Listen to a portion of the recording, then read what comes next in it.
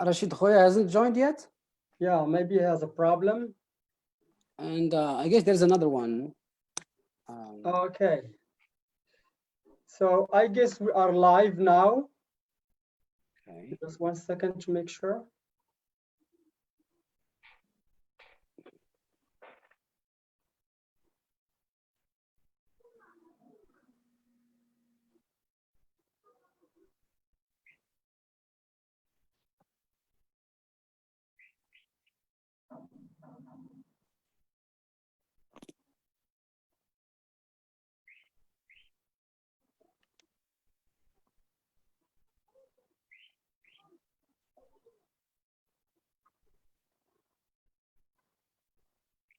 Not yet. All right, so we are now live on Facebook. Okay, so Najwa, the floor is yours, our moderator. Sure. Najwa, do you hear me? Yes. Hello, everyone. Hello. Hello, everyone. Can you hear me? Yeah, sure. Yeah, we can. It's fine. Sure. So welcome, everyone, to this international webinar under the theme, How Educators Create Enjoyable Learning Environment, hosted by the Global Bass Foundation. And I will be talking about Global Bass Foundation briefly later on. But first of all, let me introduce myself and the guests, of course. So my name is Najwa, and I am one of GBF Young Leaders, and I'm the moderator of today's event, of course. So before I start, I would like to thank our international, can you hear me? Yes. Go ahead. Yeah. Okay, so before we start, I would like to thank our international guest speakers for accepting our invitation. It's really a pleasure and an honor to have you with us today. Thank you so much. And of course, I would like to thank those who are following us on Facebook page. That's really it's a pleasure, of course. And we would like to have your questions, as our guest speakers will be pleased to answer as many as they can throughout the presentation. And of course, we will have discussion at the end of this webinar. So now I'll be introducing Foundation. So it is a non-governmental organization based in Morocco. It is based in Morocco. It aims at empowering both youth and, of course, teachers by offering its interests in services such as conducting workshops, holding conferences and seminars, as well as offering TEFL courses. We empower both teachers and youth with necessary skills, such as related to leadership, global education, and peace building. We work not only locally, but also globally. And of course, GBF has trained and coached both, again, youth and teachers in several countries, such as Vietnam, China, India, Spain, Tunisia, and the list on. And our motto is, we do believe in changing lives. So first of all, before we start, I would move quickly to introduce our guest speakers. And actually, their bios are so rich, we only picked some few highlights or some most shining points, their bios due to time limitations. So our first speaker is Mr. Mohammed Obid. He's from Morocco. He got a 12-year experience as an English language teacher, and also he got a 4-year experience as an AFL teacher supervisor, and now he's the director of Dakhla RMEF, which is Teachers Ireland, and he also a TSL conference coordinator. Next, we have Mary Jane Panzer from USA. She's a Polish American, and she's a social studies teacher in Goshen High School in New York, and she has been history and geography for 21 years, which is fascinating. And then we have, of course, our leader, Mr. Hussein Qasras from Morocco. He's a GPF project manager and co-founder. He's a coach and teacher trainer, and of course, TEFL program coordinator from Morocco. And we have Olga Valdemirova, and excuse me if I mispronounced your name. She's from Russia. She's okay. She's a teacher from Celta, a teacher trainer, and the head of Cambridge clubs in Russia. And she's also an organizer and methodologist of Pool for teachers. Next, we have Maria Anita. She's from Italy, and she's an English language teacher, a web developer, and a video cartoon maker. And she has been the coordinator of the TEFL Benevito local group and has held TEFL seminars in Rome and Benevito as well. And she has also created a website, which is an archive of webinars developed by a team of English language teachers, including herself. I will be later on sharing with you her website on the comments and on Facebook.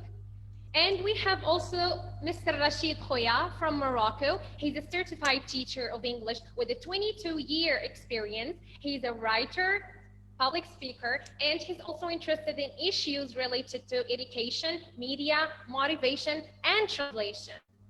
We have also Titana Gorbachev. She's from Ukraine.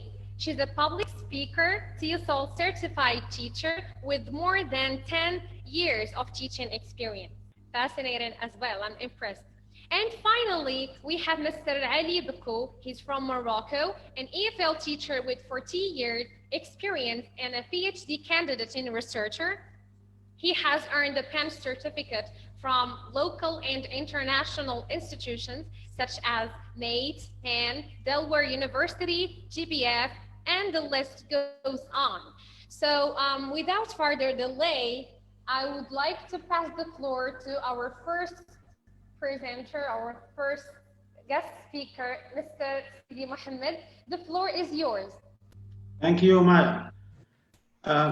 Good evening, ladies and gentlemen. I would like to start by expressing my gratitude for the organizing committee of this international webinar, and we hope that it's going to be very fruitful. So basically, my talk is going to be a kind of sharing. And when I say sharing, it's sharing an experience in the path of teaching that started ever since 2000. And 3 parts. I'm talking about when I was a student, when I was a teacher of English, and later on when I was a supervisor and an administrator. So I really appreciate the topic of the webinar, and it's very important to talk about the importance of creating an anxiety-free atmosphere in learning. And it's not me who said that, but a number of authorities in the field of education talked about the importance of creating this kind of free atmosphere. Stephen Krashan talked about this when he says that lowering the filter is going to help in creating, in fostering the learning. And this lowering of the filter cannot happen unless the student is placed in a very safe environment, very inviting environment. So I have one underlying question in all this talk, which is why do so many teachers succeed in creating this kind of class environment while others can't or fail to create it? So when I was a student, and this is the first step, I'm talking about a period of time which is characterized by the scarcity of resources. The only extra tool that we used to have access to was a monthly newspaper at that time entitled Saudi Gazette. That was the only thing. and especially that I studied in a very far city in the south of Morocco. Teachers used at that time to use a kind of combination of the lexical approach, where we have to repeat chunks of the language, and some traditional techniques such as physical drilling, not even contextualized drilling. And when we talk about ICT, it was hardly possible to talk about ICT at that time only, except the use of cassette recorder to present some songs, etc. This is basically the context where I studied English. Now, but if we are allowed to judge this experience, I would say that our teachers, in many cases, succeeded really to create this anxiety-free atmosphere. The atmosphere were really engaging them. Then why? Now, as a teacher, as a high school teacher, I started working more than 20 years ago, and I can spot easily two major phases. The first phase, at that time, when I started working in a very remote area, but of course with the kindest people on earth. Maybe 90% of these students join high school without prior knowledge of English. So at that time, I'm talking about 2000, we had to teach Common Core students or 10th graders. We teach them the alphabet, starting from A, B, C's, and so forth. And teaching vocabulary without using L1 was really a very challenging experience, even with the use of picture and realia, etc., and the here and now strategies, etc. And I still remember one day when I was teaching them a text about traffic jam and using picture in pre-teaching vocabulary, and I showed them a picture about a traffic light. So the student they were able to pronounce the word traffic light, but they didn't know the object, what's this about. So you had to work with the two difficulties at a time to explain the object and then to teach the language. And that happened even at the level of concrete words. For any activity with students, as teachers, we were obsessed by the dichotomy fluency, accuracy. Is this activity fluency-based or accuracy-based? Should we tolerate mistakes or not? And that's why, at that time, the best teacher for us was the one who was able to strike a kind of balance between this dichotomy. In a session, in a lesson, he or she should know when to use fluency-based activity, accuracy-based activity. So we were working under rules, etc. The second phase, as a teacher, a high school teacher, I would say that it started probably from 2004, and we started receiving more students who joined high school with more background knowledge. So now some of them, they come from private school, some of them, they started English in the middle school, etc. And then we started talking about integrating at the level just of integrating ICT in teaching. And by ICT here, I mean head projector, PowerPoint, and video. This is basically at that time, which may seem now a necessity in every classroom. But in 2004, this was a kind of ICT and sophisticated class. However, again, many teachers managed to create a kind of anxiety-free atmosphere environment in their classes. And so what's the secret? Now, starting from 2012, I joined CFE, and I had to stay for 2 years for training. And 2014, I became teacher, high school EFL teacher supervisor. But starting from 2010, I was also a coach, and I had the chance to visit my colleagues, to visit classes, etc. But as a supervisor, it was my duty to visit teachers, etc. Yeah, and I had the chance to visit a number of teachers in different cities. So I realized that the majority of students, number one, they are technologically advanced if we compare it to their teachers. So now technology, when we talk about it, it's in the hands of students more than teachers, probably in most cases. We are talking about students whose learning style focus mainly on seeing pictures, watching videos, and even watching the videos, the rule is for them is the shorter the better, because this line of concentration, it would stop after 5 minutes or so. So even the video, etc., it should be short. We are talking about students with less eagerness to reading and writing. And this is a reality. I know that this is not based on ground study, but impression sometimes finds a way. We are talking about teachers now who managed to move from just the integration of ICT in the class to producing content using ICT. And yeah, I'm talking about after 2004, 5, etc. Now we are talking about more about the production of content using ICT, etc. However, the same thing, ever since I was student, many teachers managed to create an inviting classroom atmosphere, while others, they fail. So why? So I would say when I was high school teacher, and that was in the mid of 80s of last century, I'm talking about 1985, 86, etc., up to now, with ICT, without ICT, with the different learning strategies, etc., some students, some teachers, they manage to create this environment while others, they don't. Well, for me, it's just a personal recipe for this kind of environment, how to create this environment, how to manage. I think the secret, or the real secret, it is humanizing teaching.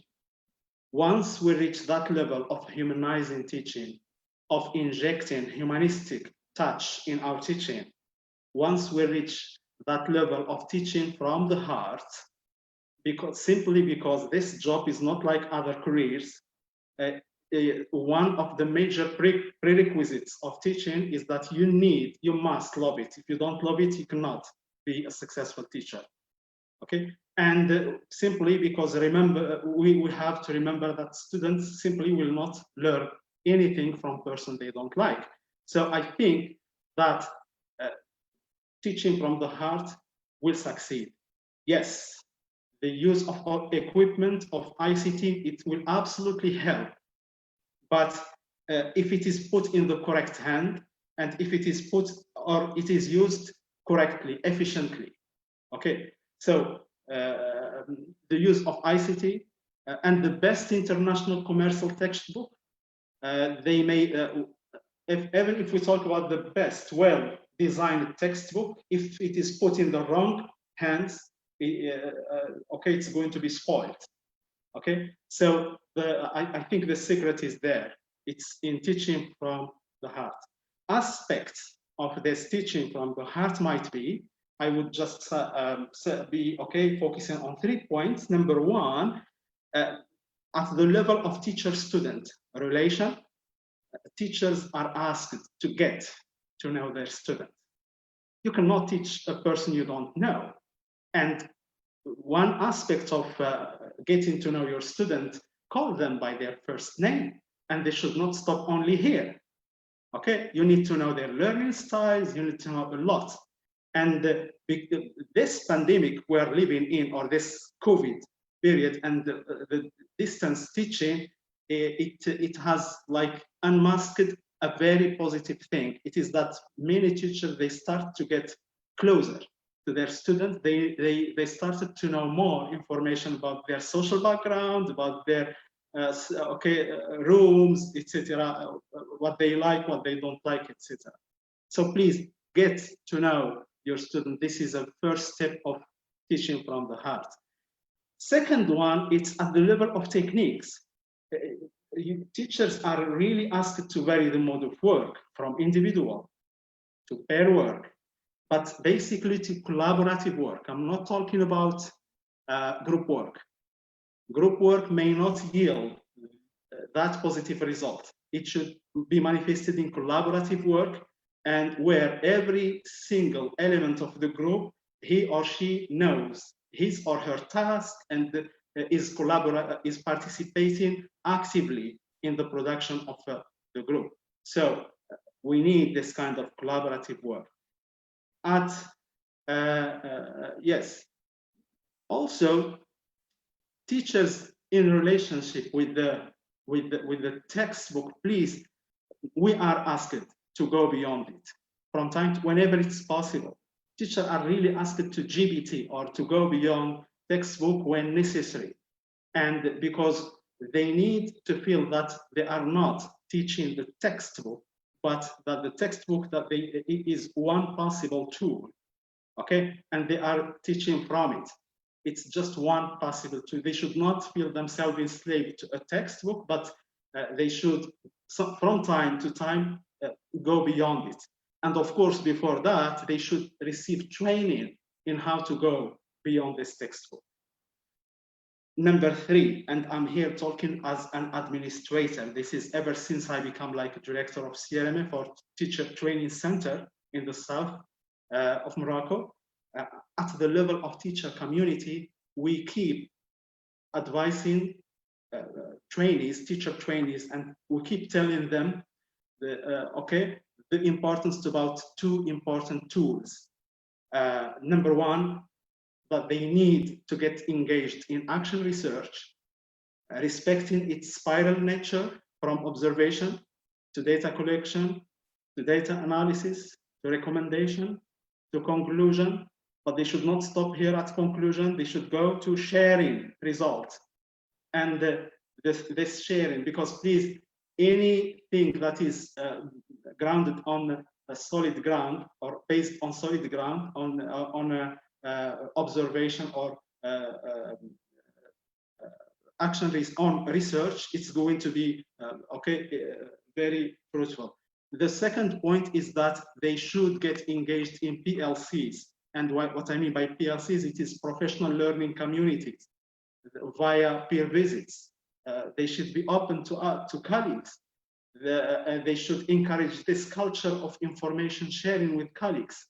So one conclusion that I can come up, and I'm sorry if I use much of my time, it's very simple. This, unless you are teaching from the heart, unless there is a humanistic touch in your teaching, unless you love the job, the use of any technique, the use of any tool, of any reference, will have very limited impact in creating an anxiety-free atmosphere environment.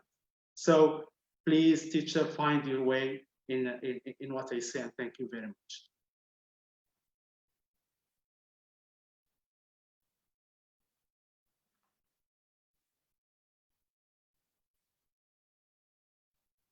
Your mic, Najwa. Hello, can you hear me now? Thank you so much, Mr. Mohammed, for this very interesting and very informative presentation. I personally have enjoyed following and listening to you. So there are some questions from those who are following us on Facebook. So we got the first question is, my question to the speaker is what actually resourcefulness of a teacher does mean in period of science and technology. Can you say that again? Mr. Mohammed? Yes. Okay, so the question goes as follows. Question to the speaker, actually teacher does mean in technology, like the fact of resource, like multiple resources, you know. What does it mean in the period of science and technology? What do we mean? Yes, resourcefulness. Yeah, I mean, I'm sorry, I really can't understand. I can't hear you. Okay. I will. Can you hear me now? Yeah, sure. Okay. We will leave this question until the end of this webinar. I will move to another question, which is more clear. The question is: sometimes the students might get bored. Okay, we keep them interested.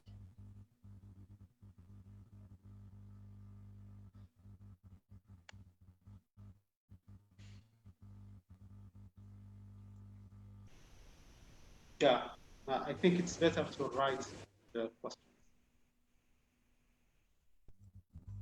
You can't hear me? Okay. Yeah, Najwa, I suggest you can write it in the chat box. Yeah. Sure.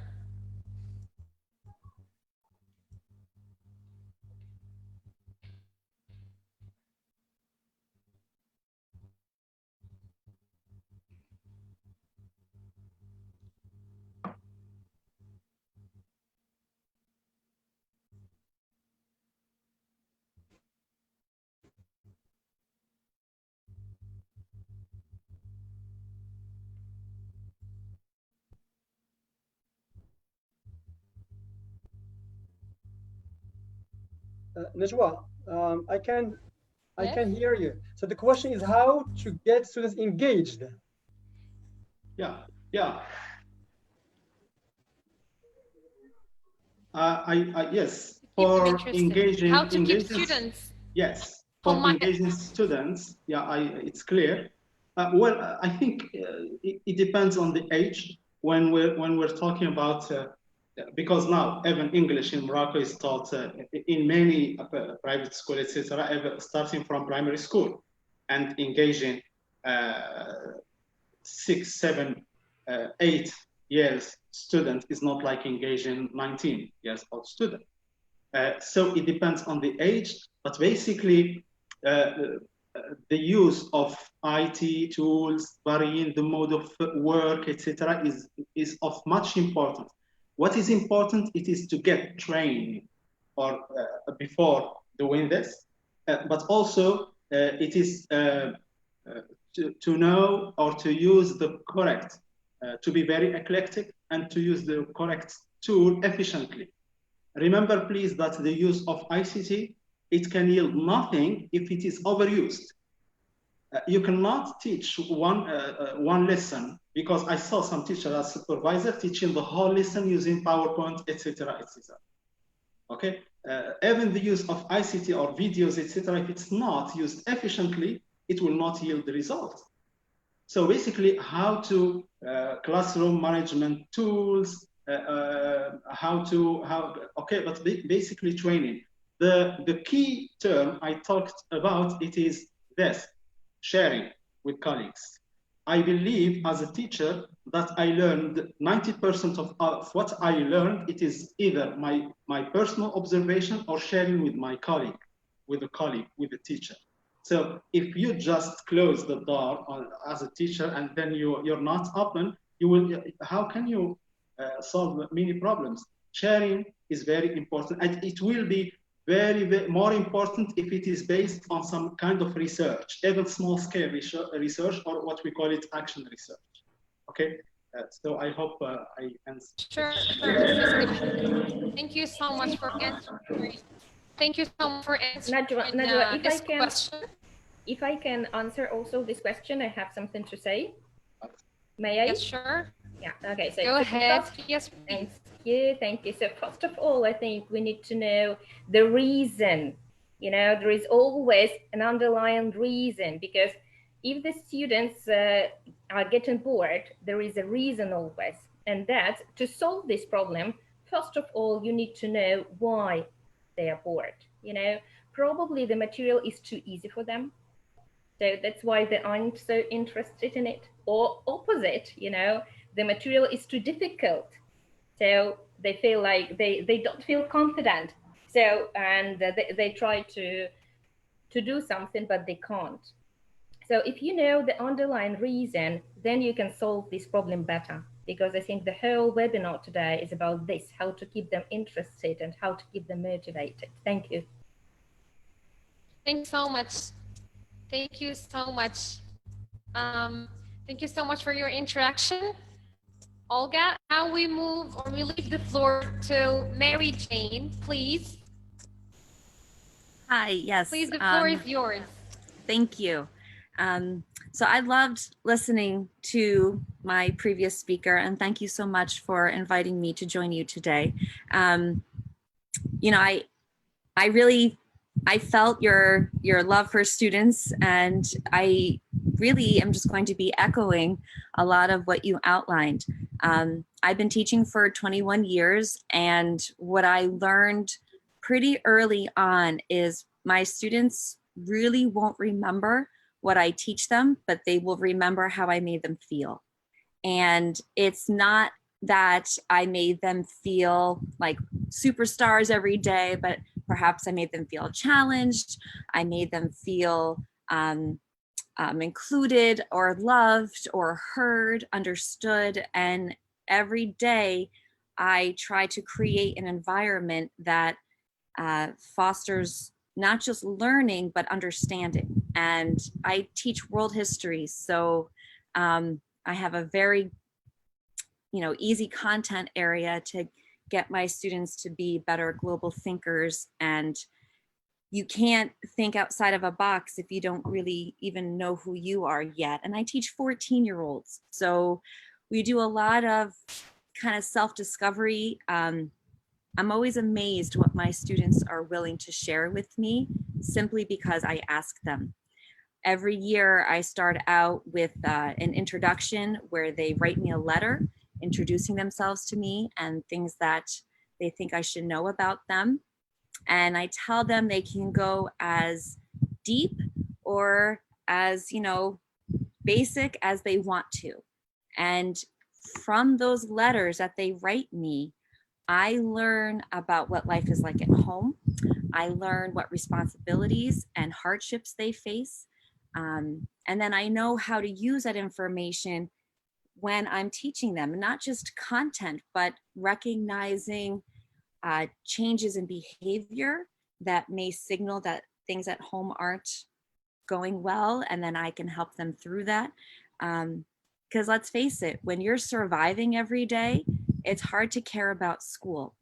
But if you feel cared about, then you might be more likely to engage, if nothing else, in that time period you're with that teacher. Now, my time periods are 41 minutes. So I have 41 minutes to foster as much conversation and discussion and put things in context, as well as help them with their mental health and all these aspects. And that's my choice. I don't just choose to focus on content. I see a bigger picture. So I also share, to create a positive learning environment. They know a lot about me as an individual. And it's not just because I use them to vent out things that are going on in my head, which I do, but it's more so they understand the process of getting from point A to point B, or they know that, I stand before them as their teacher with, really good life experience. And I've had a lot of amazing life experiences, but there's also been hardships. And how do you handle those hardships? And historically, how do people handle hardships? And use that to move forward. So they know that I grew up on a farm, and when I've worked in 3 different school districts.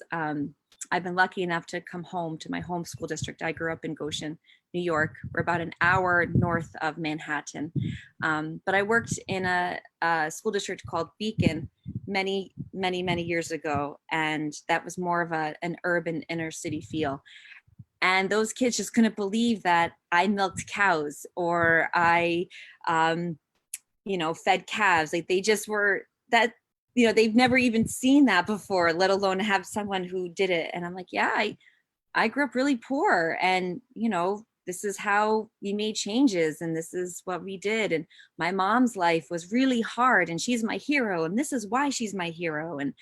And I try to teach them life lessons along with the content, because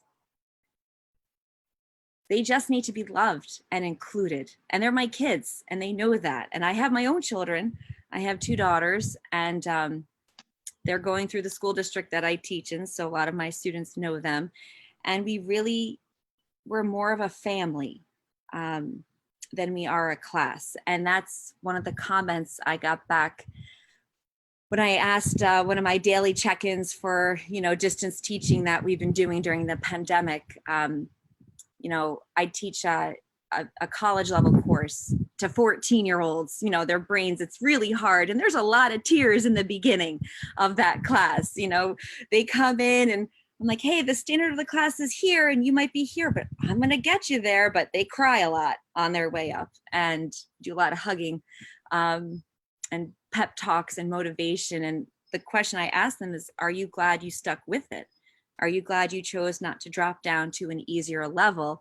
And, nearly all of them said yes. And I got a lot of comments saying, because they have never been in such an engaging learning environment that became more like a family than a classroom. And that was my goal. And I got emotional when I read that, because that's my goal, is to create a safe place where we can engage and we don't shy away from tough topics. I want to talk about our current political state in my country right now, which is interesting. And let me tell you, it's been hard to not be together in my class to talk about what's happening. And I mean, in my classroom, we always talk, the culmination of what has happened in my country, we've been talking about all year, but not to be together while this is all happening and to do it in a digital platform has been tricky because we can't hug it out at the end, or, I can't give a tissue when the kid starts to cry because a lot of them have personal stories. I can't watch for body language cues on when kids might tense up or, or want to say something, but are they seeming to be holding back. So I encourage them to start talking. It's just different because they sign on, they turn off their mics, they turn off their cameras, and it doesn't matter how much I ask them to engage, we're so shielded. So it's been trying, but we talk about politics, we talk about religion, we talk about hard topics, because if they don't learn how to talk about hard things in a safe place where all sides will be accepted and understood and given a chance to maybe rethink and rephrase if perhaps they did not effectively communicate what they're trying to say, then how are they supposed to do that when they go out in the real world and they have to solve real problems? I have colleagues who will shy away from talking about controversial topics because they don't think that school's the place for that. And it's like, what else is the place? Because if we can't learn to talk about them, then we can't learn to compromise and meet in the middle and show respect and understanding for all sorts of opinions and sides, and learn how to effectively argue, not fight, but argue. I mean, as a historian, I propose arguments and I defend them with historical evidence. And that's all we're doing now too. It's history is a narrative, and we see things from different sides and different points of view, and how we look and the lenses and filters we have is how we come up with the general narrative that we move forward with. And so we tackle those controversial topics in my class, as well as being better global citizens and what does that mean. So in order to do that, you have to have a positive environment where they feel safe to challenge me. And I tell them the first few months of school, ask me why I'm teaching you this. Don't just believe the things I'm telling you to be fact because they're coming out of my mouth. I could be making everything up and you won't know.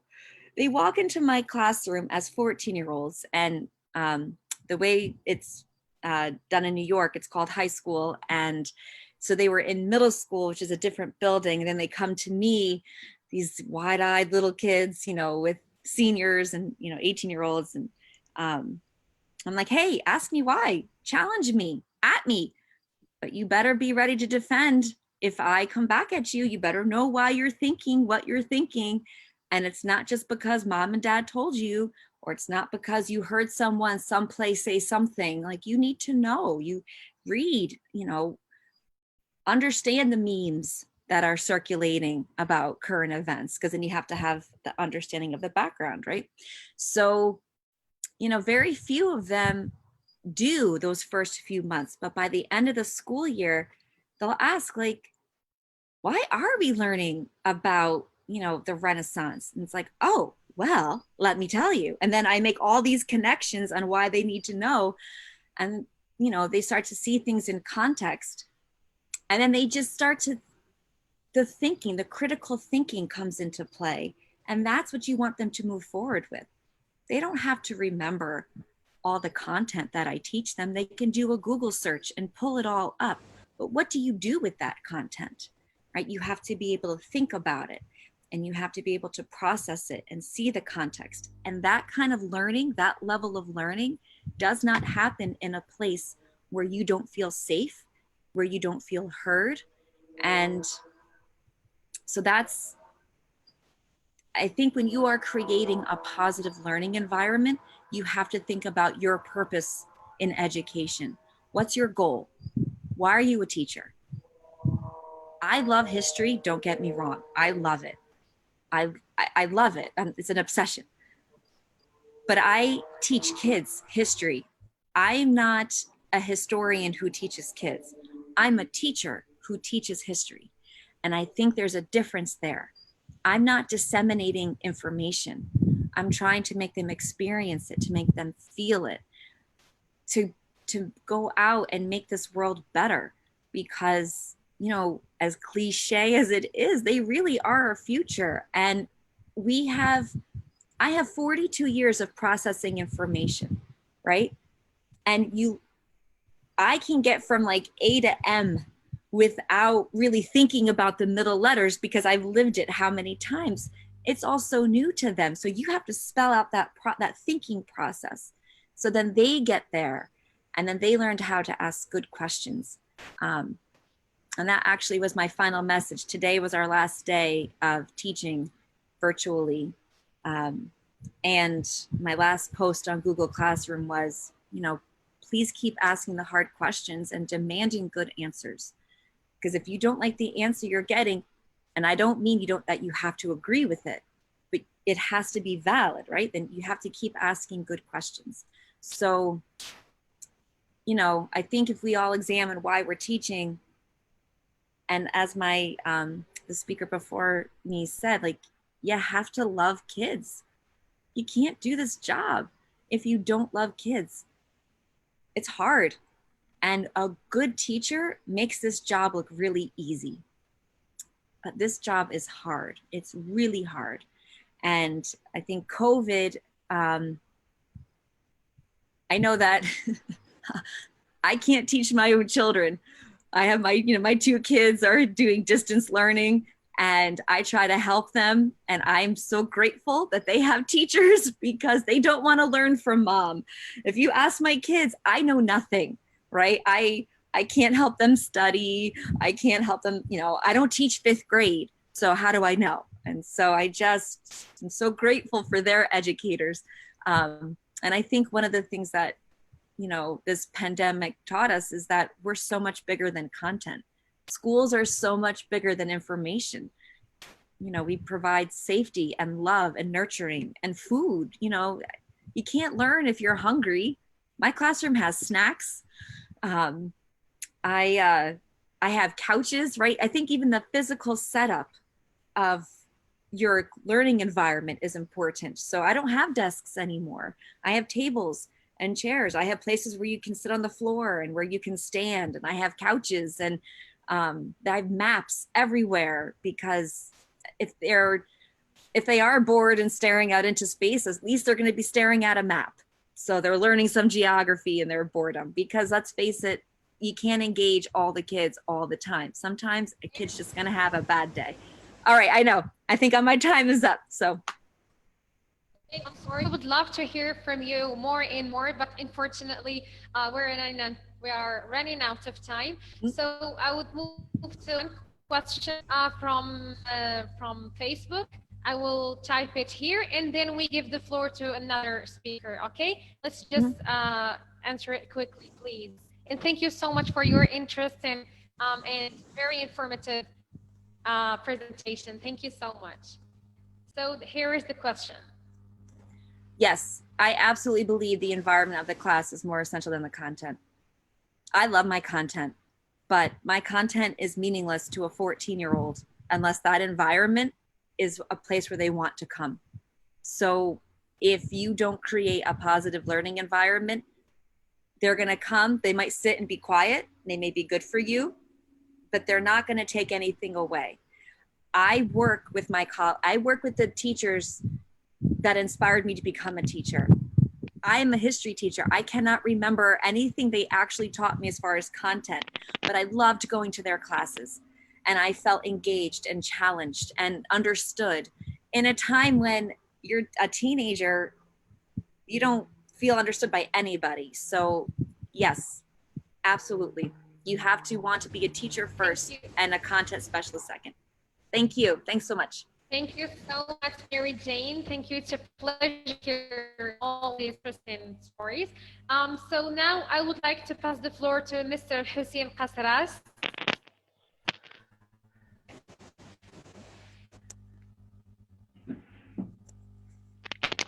Hello, everyone. Do you hear me? All right. I really I enjoyed listening to all of you. Okay, very inspiring stories when dealing with students to create some fun. All right. I'm a visual learner, so I'm going to share some slides. Okay. So let me see. Okay. So can you see? All right. Good. So I'm going to focus more on the top strategies to create an enjoyable learning environment. Okay. So here, strategy number one, keep it positive. You know that students come from different backgrounds. Some are rich, some are poor, some have got divorced families. So they come and they may be very negative, very pessimistic, sometimes scared. Okay. So the first thing I do with my students is I start with keep it positive. Here, what do we mean by keep it positive? So I know that my students, do you hear me? Yes? Yes. All right, good. So my students are scared or don't like these terms. From the very beginning, when I met my student the first time, is the first contact, there is fear, no, and code of conduct. And here we have to keep it positive. We have to encourage our learners. So I start with these things. Number one, let's keep it positive. So fear. I said fear stands for first attempt in learning. So it's okay. It's okay to make a mistake. No problem. We all learn from our mistakes. And making mistakes is very natural. We cannot learn because a lot of students cannot raise their hands. If you want to create an enjoyable environment or learning environment, students should feel at ease, should feel comfortable. They cannot feel comfortable if they are scared. So I'm trying to do my best to change the acronyms or the terminology from negative to positive. Okay, good. The second here, no. Some students are all the time scared of no. The teacher is going to reject my answer. I feel rejected. I feel refused. Okay, so I'm not gonna take part in the classroom. Okay, again, I keep it positive. I say no stands for next opportunity. No problem. If I say no isn't the right answer, then here I create a very positive environment. I said we are one family. Okay, you are my brothers, my sisters. So it's okay if I say no. It's okay if the answer is not correct. Good. And here, the first meeting with my students, And most teachers start with the code of conduct. And this term, I don't like it, me too.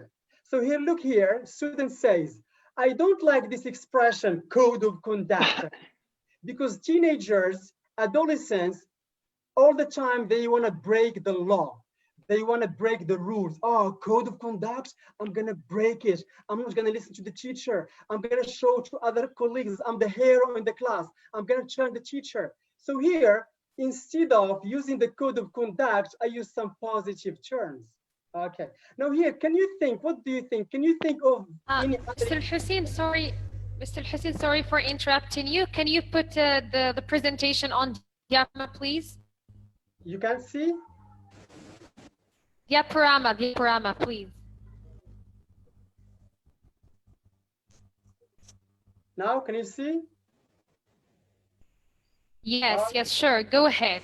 Thank you. Now, can you think of any other expressions to use in the first contact with students instead of code of conduct? Because this was I experienced. I have an experience in teaching primary school students, middle school, high school, college, and all ages. When it comes to code of conduct, I observed and I noticed that students don't like this expression. And if I want to create a positive learning environment, I have to negotiate with my learners. What the expressions they like, okay? What the words that might be accessible for them, okay? So what do you think? Any answer for the first meeting? Do you say the code of conduct or do you use other terms? It's just a question for the guest speakers. I keep it very simple and I don't say code of conduct. I just, their expectations, their hopes, their guidelines, they're not, and it's just be nice to me. Yeah. And we're going to be fine. So. Okay, good. Yes, Mr. Hussein, do you hear me? What do you think? Do you hear me, Mr. Hussein? Yes. Yeah. Okay, good. So do you have any idea? All right, so let's move on. Let's see what I do with my students for the sake of creating a fun, engaging learning environment. I use this term, sorry, classroom values or classroom principles. Students like values, oh, global values, moral values, something they like to do, and principles, okay. So it's good sometimes in your classes, try to think about the terms you use in class are very important. Change them from negative or pessimistic to positive ones. Good. Strategy number 2, challenge stories.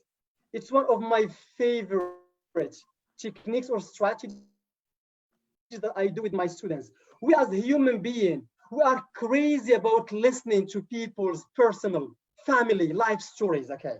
When I want to start a lesson, let's, for example, about technology, the negative effects of using technology, I tell them about my personal story. Okay. One day I was at home and I got a message and the person wrote in that message, your dad died, okay. And I was really terrified. I was scared and I cried. But at the end, it was a joke.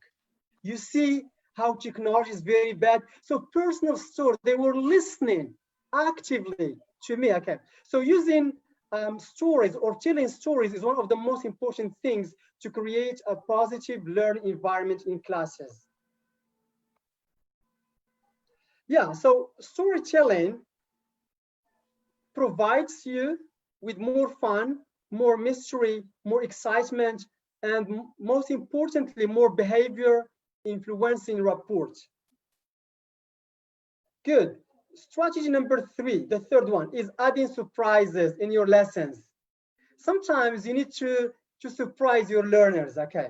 Because students should not expect from you, you move from stage 1, stage 2, stage 3, so they know what you are going to do. But from time to time, add some surprise in your classes, okay? For example, when you start your lesson, you start with building interest. And in building interest, there are different tools to use, okay, to gain their interest. So here, for example, start your lessons with building interest. To build interest, use some effective tools like what? Surprising facts, Teacher sings and students listen. Students like teachers to listen in class, okay? And if you remember last webinar, it was about integrating the 4 skills and the 2 aspects. I sang a song, and even though I don't have a good voice, but the audience enjoyed the lesson. So singing in class is also good. Not only students who sing, but also you to build interest from the very beginning. Or you can use pictures, visual aids, okay? And the last one is inviting a guest to the classroom. I still remember last year, we were talking, the lesson was about public speaking. Okay, the lesson is gonna be about public speaking skills, okay? How to face the audience, okay? What do you need to be a good public speaker? So I surprised them with inviting a foreigner in class. Oh, wow, where is he from? He's from America, really? Wow. So he was really surprised listening to that native speaker and providing them with his experience. So it's an interesting point here to set up or to provide your learners with a good and positive learning environment. Good. Strategy number 4 is active listening. And this is one of the mistakes that we as teachers make or do, is we all the time expect from our learners to listen to us.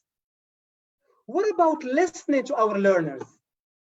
Yeah, we have to listen to them. You know why? Because I'm a teacher. My job is at the end to meet the needs of my learners, the needs and wants. I can't meet the needs and wants unless I listen to their needs, what they want, what they need. So please, active listening is very important. When you listen to your learners, number 1, you win their heart before their mind.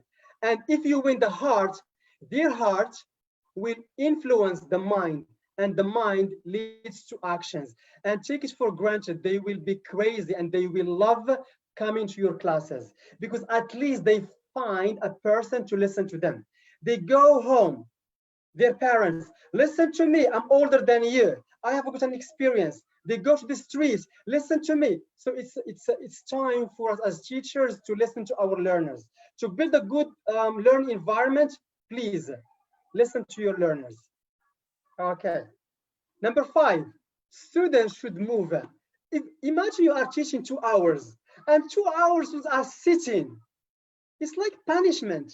It's a lot, especially if you are teaching adult learners. Adult learners, okay, or sorry, if you are teaching children, sorry. Children cannot sit more than 30 minutes. They need to move, okay? So try to find activities, okay? Stand up, sit down, go there, okay, etc. So keep students move from time to time. Here there are some examples. If you are teaching reading, you can opt for jigsaw activity. Students stand up and go and see, okay, the text and read them and go back to their groups.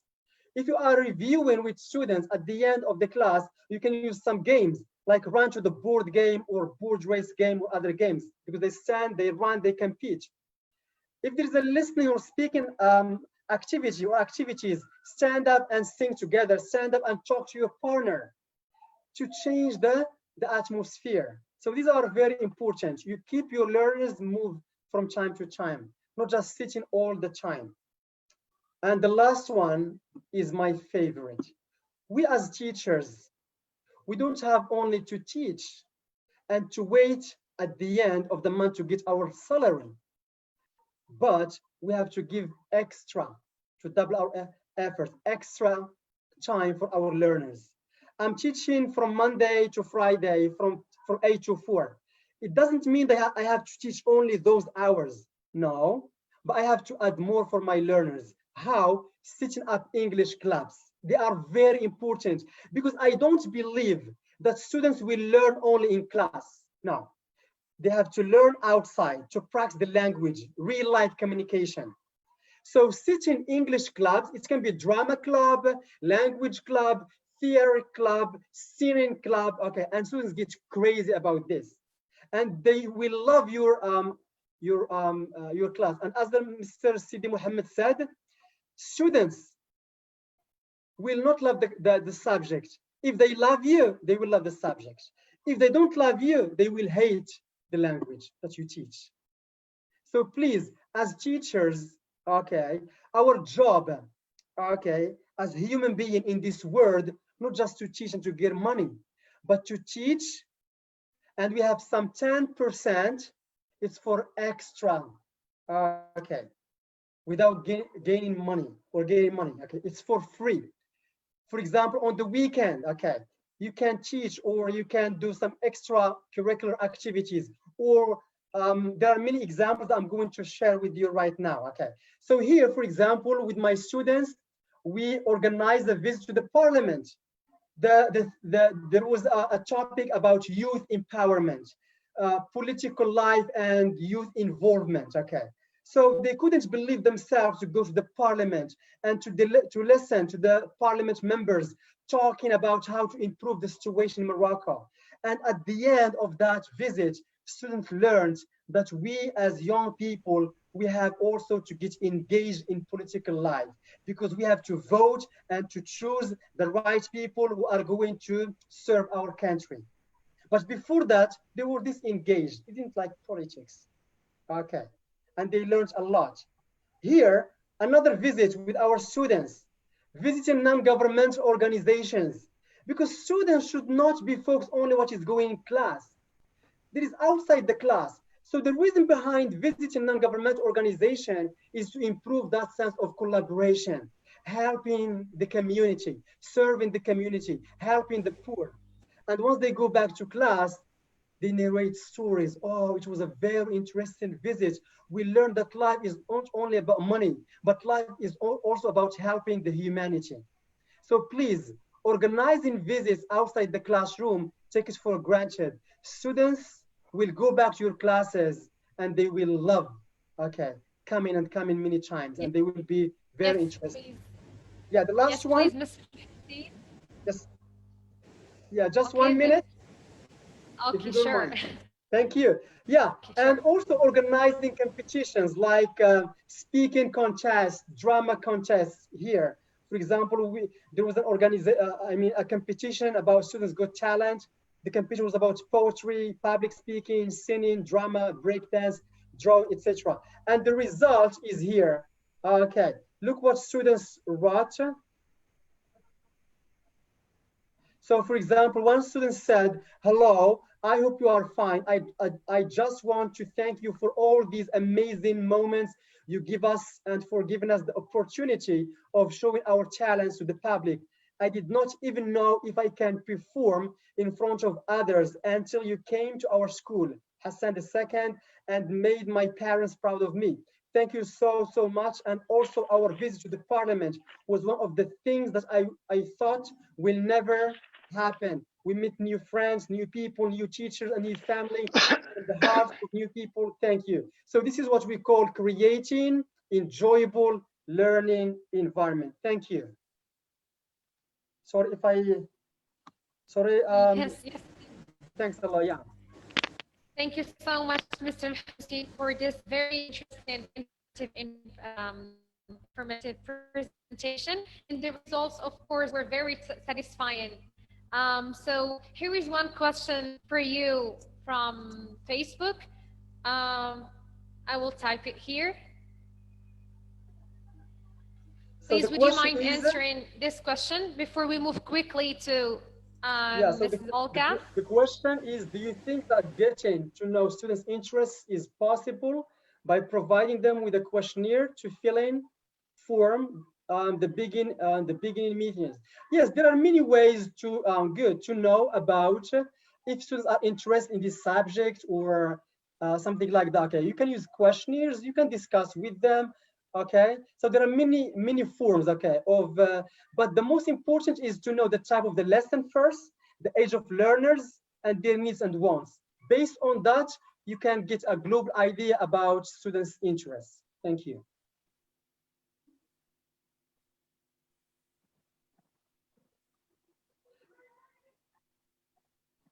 Yes, Olga, you want to share something? Yeah. Yeah, the mic, please. Yeah, okay, so I'm here. So just a moment, please, because I have also prepared the presentation.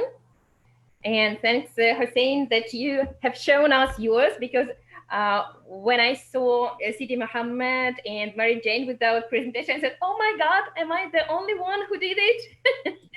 So, but I can't share it. It says like host disabled participant screen sharing. So you need to allow me, please, to share it. So if you can change that, please. So while you are trying to change the settings, because it's really important to see it. Yes. So I just want to say that it's so natural for us teachers to be passionate about what we are doing. You know, so I think like we all leave our jobs, and I'm so happy that you have invited me. Thank you, the organizers, to invite me, because it's really, you know, we're all facing now hard times, and I'm so happy to see that everybody's fine, everybody's alive, like we are all from different countries, but everything is going okay, and we still have time and wish to improve ourselves and to chat together. So it's really, so now I can do that. Yeah, thank you. So I'm able to do that now. Thank you. So you know, going back to what the Sidi Muhammad said, you know, I can't but agree about that it is essential to have enjoyable environment. But dear colleagues, don't forget about ourselves, because it's not only important for our students, but it is very important for us, because we leave our jobs. What I'm keeping telling to my colleagues also here in Russia, like, you know, how can you teach a boring lesson? How can you teach something that you personally don't like? So like this, you have spent one lesson boring, then the whole day was boring, the week was boring, the whole year boring, and that's all, the whole life was boring, you know. So you cannot do this. So whatever you do, you should like what you do, and then your students most probably will like it too. You know, when Mary Jane was talking about personalization and relevance, yeah, that's really, I think, crucial things and essential things when we are talking about enjoyable environment in the classroom. Yeah, and Mary, when you were talking about your own kids, you know, I remember that always, I don't know why, but always people keep on asking me, Olga, how many kids do you have? And my answer is my personal two. What do you mean? You have your two personal, your two own kids? Because they always see me surrounded by a lot of kids, and every time by different kids. So that's why they're saying this. So, and Mr. Hussein, when you were talking about wow effect in the beginning of the classroom, I remember the funny story of my colleague who is teaching with me. Like she's always wearing only skirts, you know, always skirts. And one day she came wearing trousers. That was really wow effect. What a surprise was that. So, but my topic today is about mobile application, okay? And I will need a help here from our dear Najwa, yeah, because the first thing that I would like to do is to ask our audience, how many years have you been teaching? I'm really interested if there are teachers who are teaching more than like 10 years. Okay, so Najwa, if they're answering you on Facebook, can you just give me some numbers? So how many years? And while you're doing that, please, please, please, especially our dear speakers, I would like you to download these two applications, Nearport and Quizlet, from your Play Market or something that you have, because it's really important so we can see immediately the things what I'm talking about. So Nearport and Quizlet. Nearport is very fast because it doesn't require any registration. Quizlet will take like 2 minutes to register, but it's really important. Okay. So please, Najwa, if there are any answers about how many years the audience has been teaching, can you write me or say the numbers? Yeah, sure.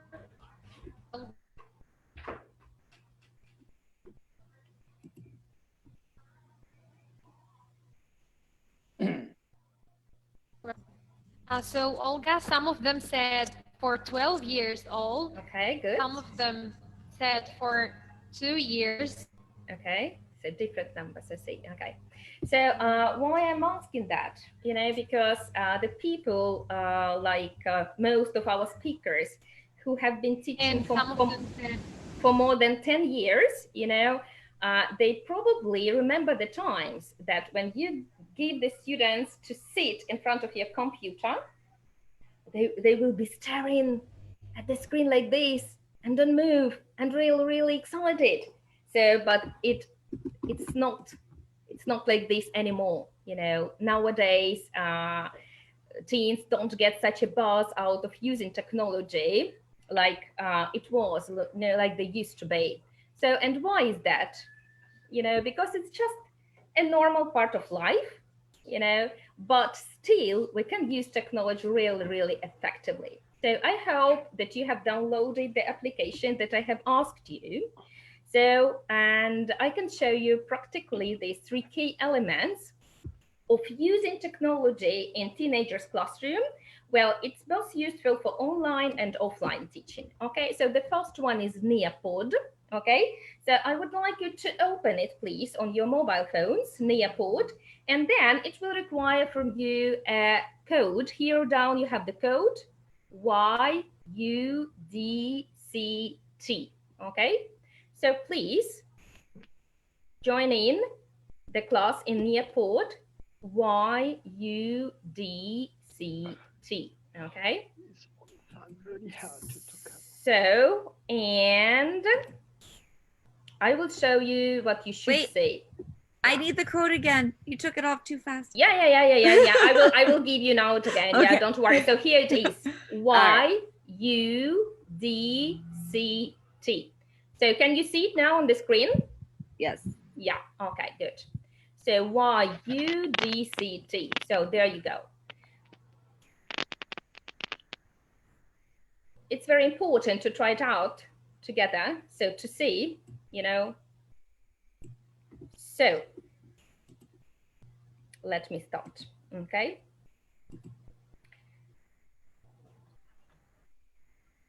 So I've got 3 participants here, but you still can join. The code is here on the left corner, okay, on the top of the page, YUDCT. So let's see. Let's play the game. The game is called the alphabet race. So I'm going to say the alphabet in my mind, okay, and let it be Maria. Maria will say stop, okay?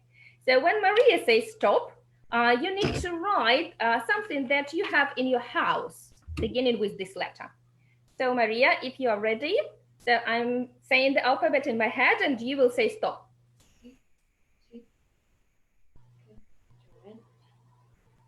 Okay. Okay, so let it be letter D, for example. Okay, so now please, those people who are with me, start typing the words. So letter D, something that you have in your house beginning with letter D. Desk, dishwasher, doctor. Good, very good. Okay. Dad, yeah, exactly. Door, good, very good.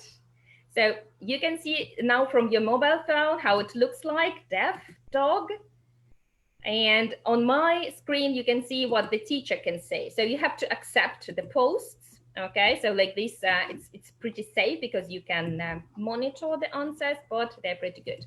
So what I also do, if there is a spelling, a wrong spelling, yeah, daughter, very good, okay? If there is a wrong spelling, then I don't accept it, okay? So please stop writing. Thank you so much. I think you got the idea, yeah? Dish, dishes, okay, thank you. So stop typing that. So let's try one more time.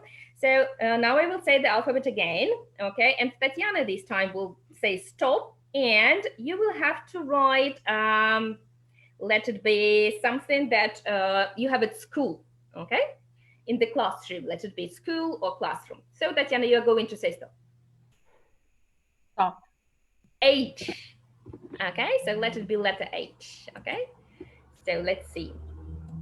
Okay, Here still I have some answers coming up with letter D, but I need H, something that you have at school, okay? Letter H. So help us. Wow, good. Well, whiteboard is not really with letter H. The word should begin with letter H. Maybe my instructions were not clear enough. So the word should begin with letter H. Board, not really. Desk, no, should begin with letter H. Have, yeah, why not? Okay, havoc, yeah, okay, thank you. Okay, so there you go.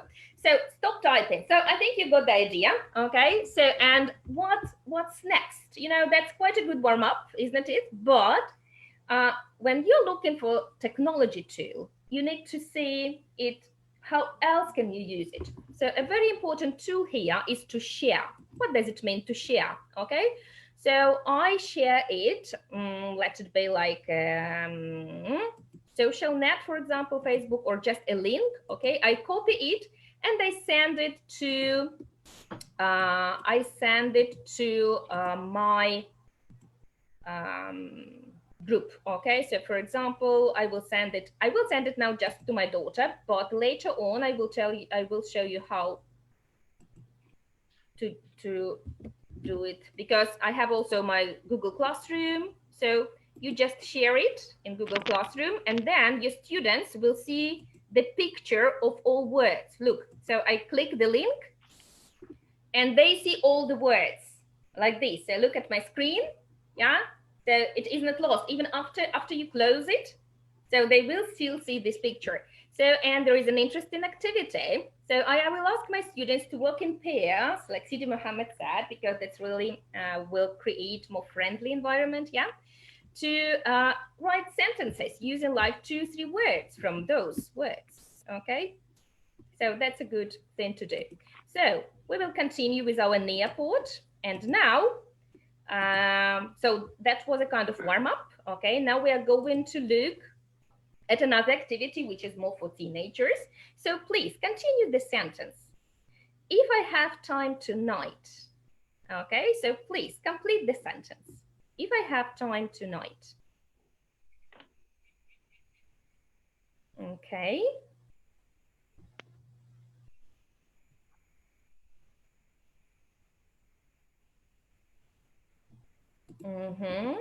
I'm going to read the paper. Okay, thank you. If I have time tonight, I'll watch a movie.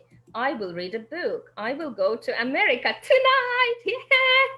Let's visit Maria. Yeah, okay. So another one, I will call you. Yeah, that's appropriate one. Okay. So I will kill coronavirus. Yeah, let's do it. I'll read my favorite book. Okay, so let's stop here with this answer. So listen another sentence, okay? So I won't write it to not waste time. So listen the next sentence, okay?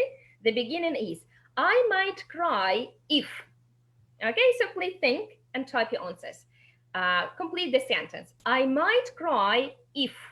Yeah, I might cry if. Okay. I might cry if my children ask me. Oh, I will cry if my children ask me for one more snack. Yeah, good answer. If I cut onion, yeah. If I cut onion, if I close my eyes, maybe.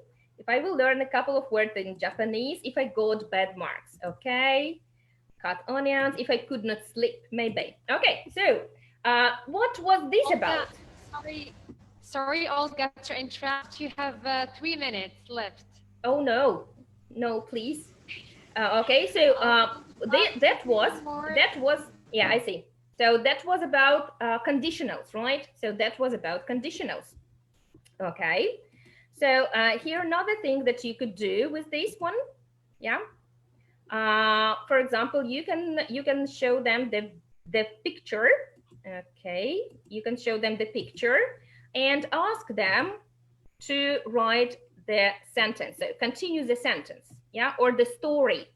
For example, she was sitting on the sofa, bored to death, when suddenly, okay, and then participants will write you the answers, okay. So, and then you also share it with everybody, because I have no time, so I have to move very, very quickly. Okay. Miss Olga, you may have like 5 minutes. Yeah. Okay. Thank you. Minutes, okay. Okay. Yeah. Thank you. Okay, because I'm feeling like what I'm talking about is really, really important, because I always try to make my sessions very, very practical. So, so why to use such applications like Nearport? You know, so as you have seen, no registration is required. Yeah. So you can create amazing warm-up activities. You may practice writing, because that's very, very nice. Students will love to type it, grammar. Yeah. And what is very important, that you can save the board, share it, and work with it later on. Okay, so and it could be integrated with Google Classroom, which is very important. You may also assign it as homework. So the first thing keep in mind when you choose the application to play with your kids is a range of activity. So it was one application, Nearport, but I had different activities to create. So this is very important. And also further work, you know, so how can you work with it further? It's not like just they did it for 2 minutes and that's all. So the second activity is Quizlet Live. Yeah, not only Quizlet, but Quizlet Live. So please stay with me also. Okay, we will have just a minute, not so much, because so I will show you Quizlet Live. So please open your application Quizlet and enter a code that I will give you. So if you don't know what is Quizlet, that's very bad of you, because this is the best application to study vocabulary. So it's a kind of a flashcard. Here you have the word, and here you have the picture, and here you have the word. Or here you have the word, and here you have the definition. So that was an activity for B1 level students. They were studying adjectives, quite difficult adjectives like annoying, reliable. Okay, so we're going to play it live.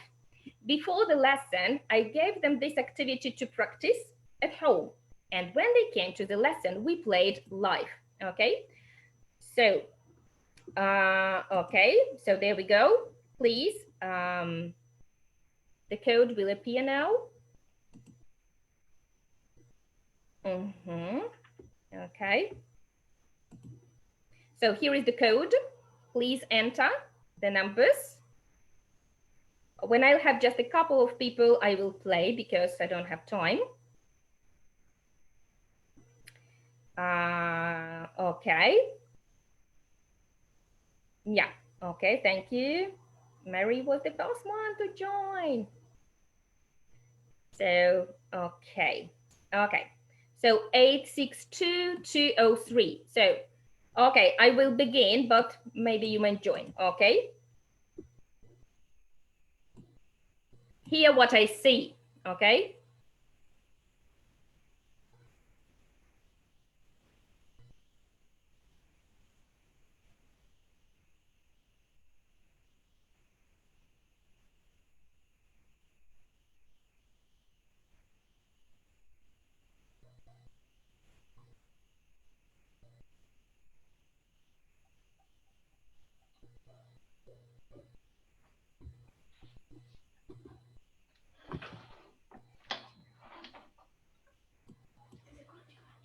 Okay, so so I stopped the game, but the idea is that it is a kind of a race. It's a kind of a competition.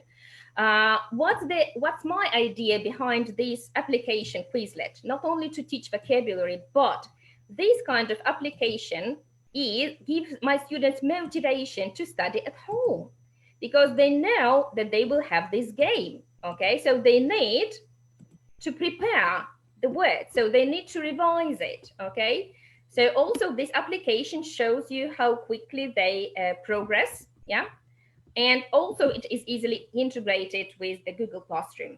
So why now Mary and Tatiana had difficulties to play it? Because they didn't know the words. So this application gives them confidence. You know, so when they come to the lesson and they're confident that I have studied at home, so they are both motivated and confident. So when choosing a mobile app, yeah, so you need to think also about this one. So, and the last thing from me today is this one. You know, once, like 2 weeks ago, this happened to me. So I've got a very nice song. I think you all know the super simple songs. If you're an English teacher with primary, you know it. So, and the song was about wag your tail. Can you imagine this song? Me teaching this song to my young learners? Of course, I stood up like all my kids did, and we wag our tails. The idea was the opposite, because it was wag your tail fast and wag your tail slow. So I imagine Miss Olga stood up and wags her tail, and my 14 years old son entered the kitchen. Mommy, what are you doing? Go away, I'm wagging my tail. Why are you doing that? That's a physical activity. Go away, I'm wagging my tail. And he said, yes, okay, but why you are doing this? Because we are dancing. He said, but they can see you only like this. Because I'm teaching online. They can see only this. They don't see what are you doing with your tail. I said, it's not important because I am enthusiastic. This is what important, you know? So my enthusiasm is important. If I'm not enthusiastic about the things I do, my students won't be enthusiastic as well. So I think it's not a question to choose or not to choose to do or not to do mobile application, yeah? But keep in mind 3 things.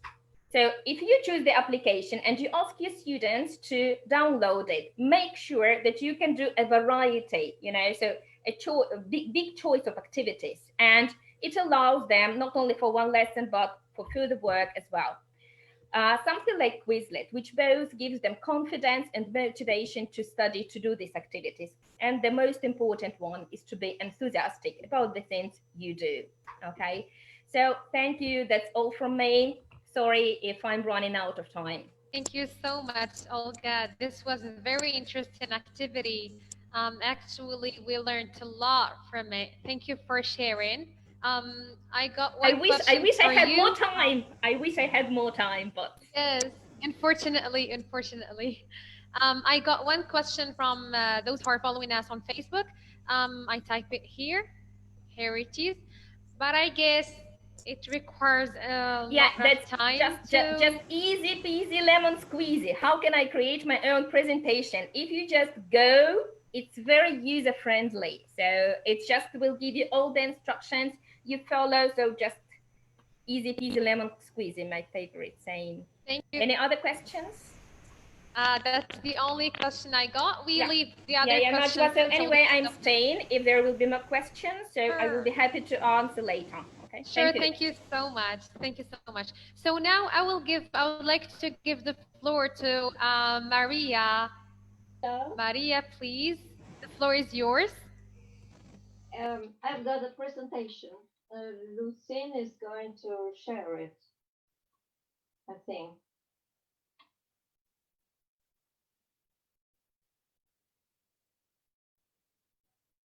Can you?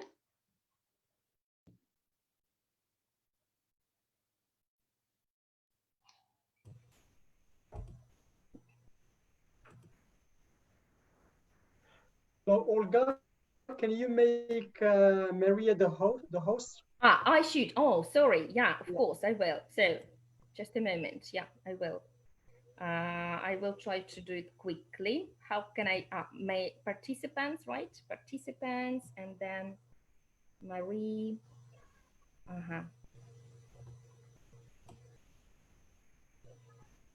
So can you just help me? How can I do it faster?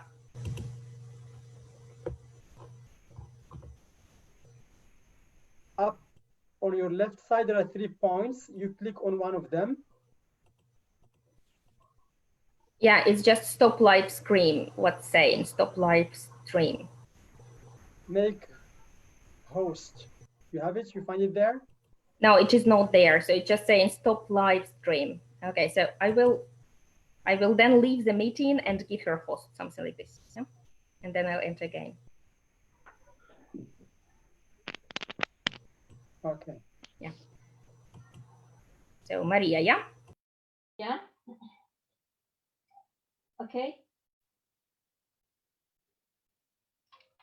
Shall I start? Yes. Yeah. Go ahead. Okay. I'm Maria. I'm from Italy. And first of all, I would like to say thank you to Lucine for inviting me to join this video conference and give me the chance to meet so many amazing colleagues around the world. Okay, so I will talk about games in language teaching in didactics. First of all, Lucine, shall I? Okay, what about my presentation? Now you are the host. You can use by yourself. You are the host. Okay.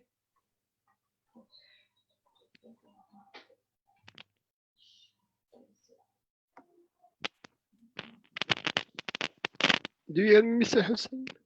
Yeah, I hear you, Mr. Rashid. How are you? Good, nice. I'm here and I love you. Good, thank you.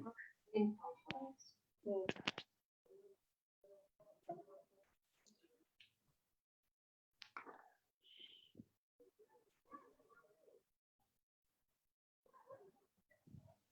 Okay, can you see it? Can you see my presentation now? Yes, we see there are some files there. So Please, no. Please open the file first, then you share it. Okay. Keep it open in your computer, then you share. So go back, please. Okay. Admit. Okay. Admit. Your screen now. Share. Okay. Okay. Can you see the presentation? Sorry. No. Go back. Then open the file, the presentation in your computer. Stop sharing first. And then stop sharing. Stop sharing now. Stop sharing first, and then open the presentation, and then share your screen. Yeah. Yes, that's right. Okay.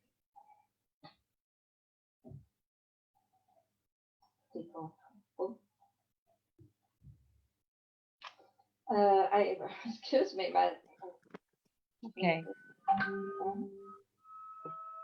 Stop sharing now. Stop sharing. Then open the file in your computer. Then go to the Zoom and click share. And then you choose. At the top of the screen, you can see stop sharing option. Yeah, look at the green color there up. Okay. Green color up. A new share. New share. Yeah, good. There it is. Can you see it now? Yeah, good. Okay. So, just make it bigger. Yeah, make it bigger. Yeah. Is that okay now? Sure. All right, perfect. Okay. So the question is, why should teachers use games in the English language class or in teaching in general? First, I must say that my interest in games, in the didactic games, started when I first listened to Jane McGonigal's speech on TED and the platform. Jane McGonigal is a game designer and the author of a book, a very interesting book, Reality is Broken is the title. And this, both the book and the speech completely changed my attitude to teaching. I've also uploaded the video.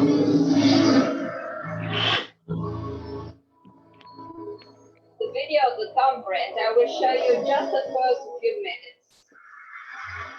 Just to let you know something about game designer. I've been making games online now for 10 years, and my goal for the next decade is to try to make it as easy to save the world in real life as it is to save the world in online games.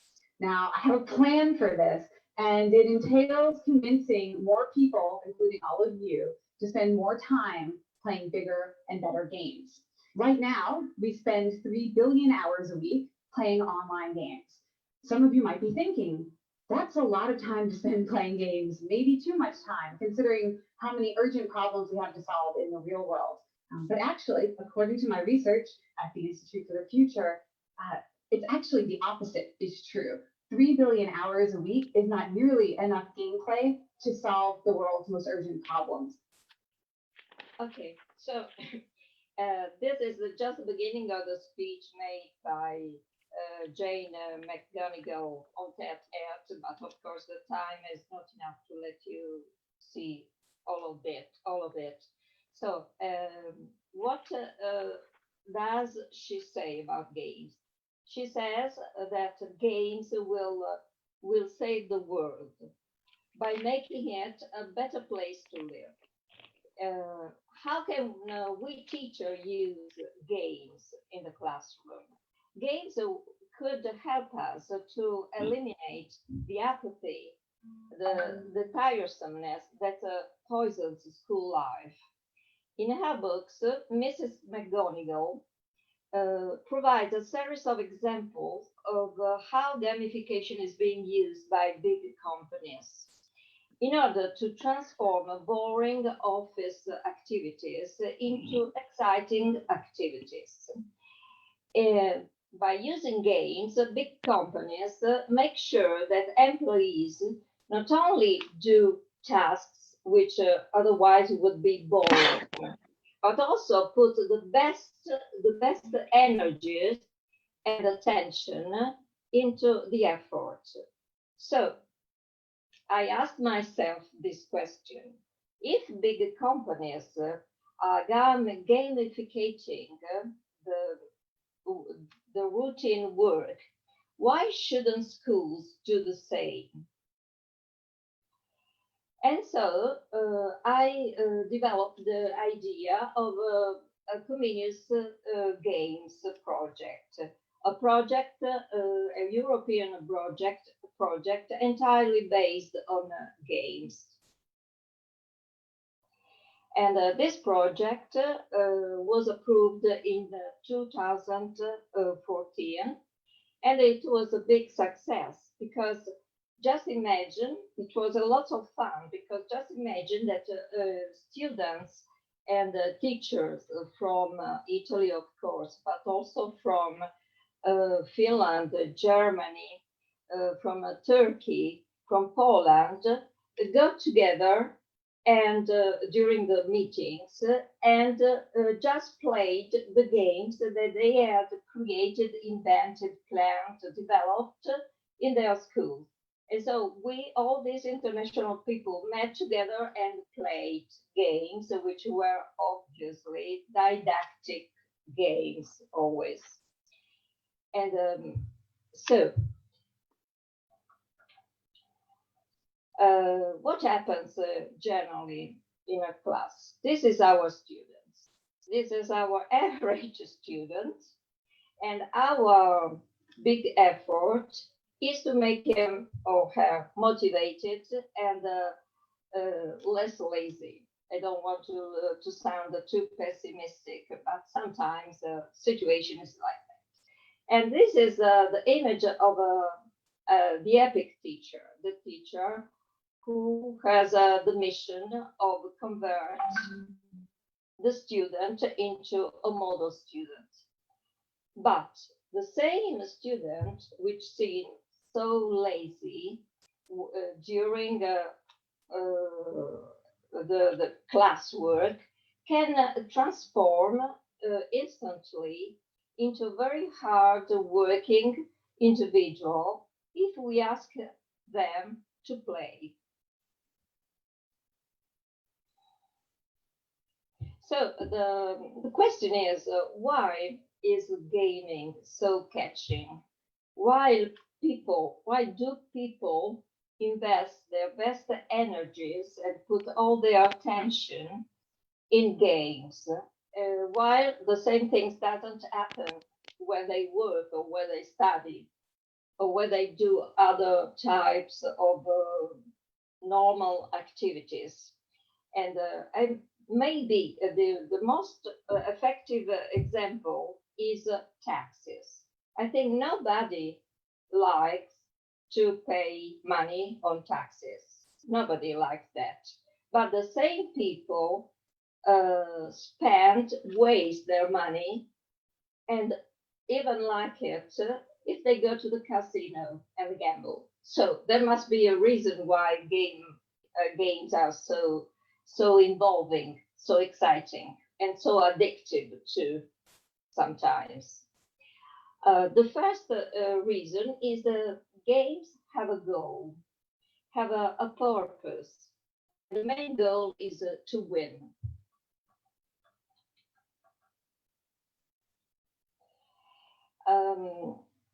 Games give immediate feedback, especially computer games.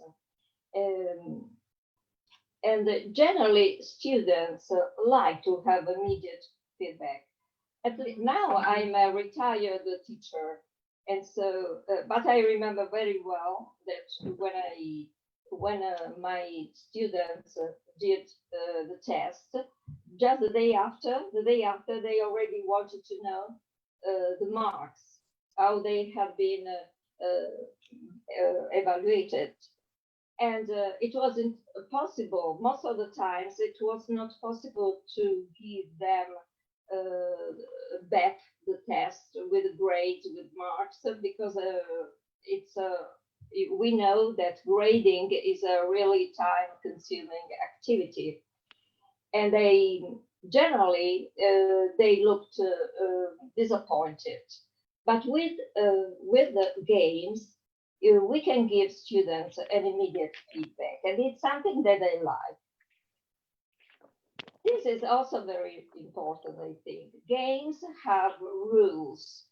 Generally, we think of games as just pastimes, activities, free activities where everybody can do whatever they like. What it is not true. A basic aspect of games is that they are funded, they are based on rules that must be accepted by all players. This is also very important. Games facilitate the flow. We know that the flow is that mood, that type of mood, that state of mind, state of the soul, of the body, of everything, which is in a human being, when the individual is so absorbed, so taken by what they are doing, that they forget about time and place, and they just go on and on. They don't want to be stopped. They don't want to stop. They want to go on doing what they are doing. And it's a state that is very, very keen to happiness, I think.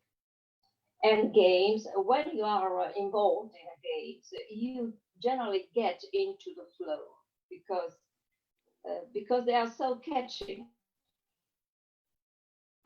Games are chosen by people, by players. Generally, somebody decides to play. It's not something which is imposed. Well, this is not something which generally happens in the school, because the teacher are in charge of everything, and they are the director. They direct the activities. But we generally also, teachers are very smart, so they can also pretend and make their students believe that they are actually choosing to play. And the most important thing is about games is that games are fun by definition. Okay, so now I'd like to show you some activities which are games. And this is a very old, I think, is a very old um, app, software. It's not something new, but it's still valid. Okay, can you see it? Maria, sorry. Yes? I'm sorry to interrupt you. You have got less than 4 minutes left. Is there any Just to problem? remind you. Is there any problem? Can you hear me? Yes. Can you hear me now? Yes. You've got like less than 4 minutes left. Just to Oh, remind you. okay, but I have arrived. Oh, okay, time has flown on the screen. Yes. Okay, Eclipse is a website, Eclipse Crossword, where you can create your crossword puzzles, and you can make students do these crossword puzzles in the school, in the classroom. And you can also download the crosswords and use them offline. So, or you can publish the crosswords on the school website if that's possible. But the most important, the most interesting aspect in crosswords is that students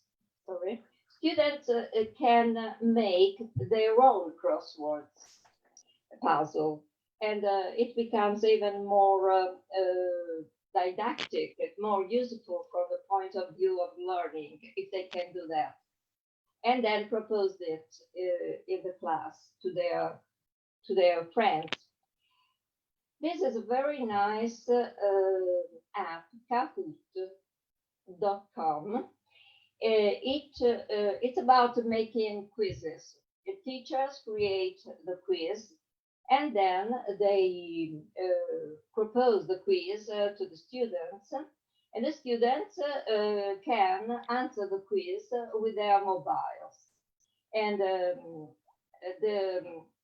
the results are visible on the smart board, and the students can play individually or in teams, and it's really fun. And even in this case, it's much more profitable for students to make their own quizzes, to write their own questions, based, of course, on the content that they have learned at school. Okay, I personally is my latest discovery. I per se, I don't know if anybody knows about it.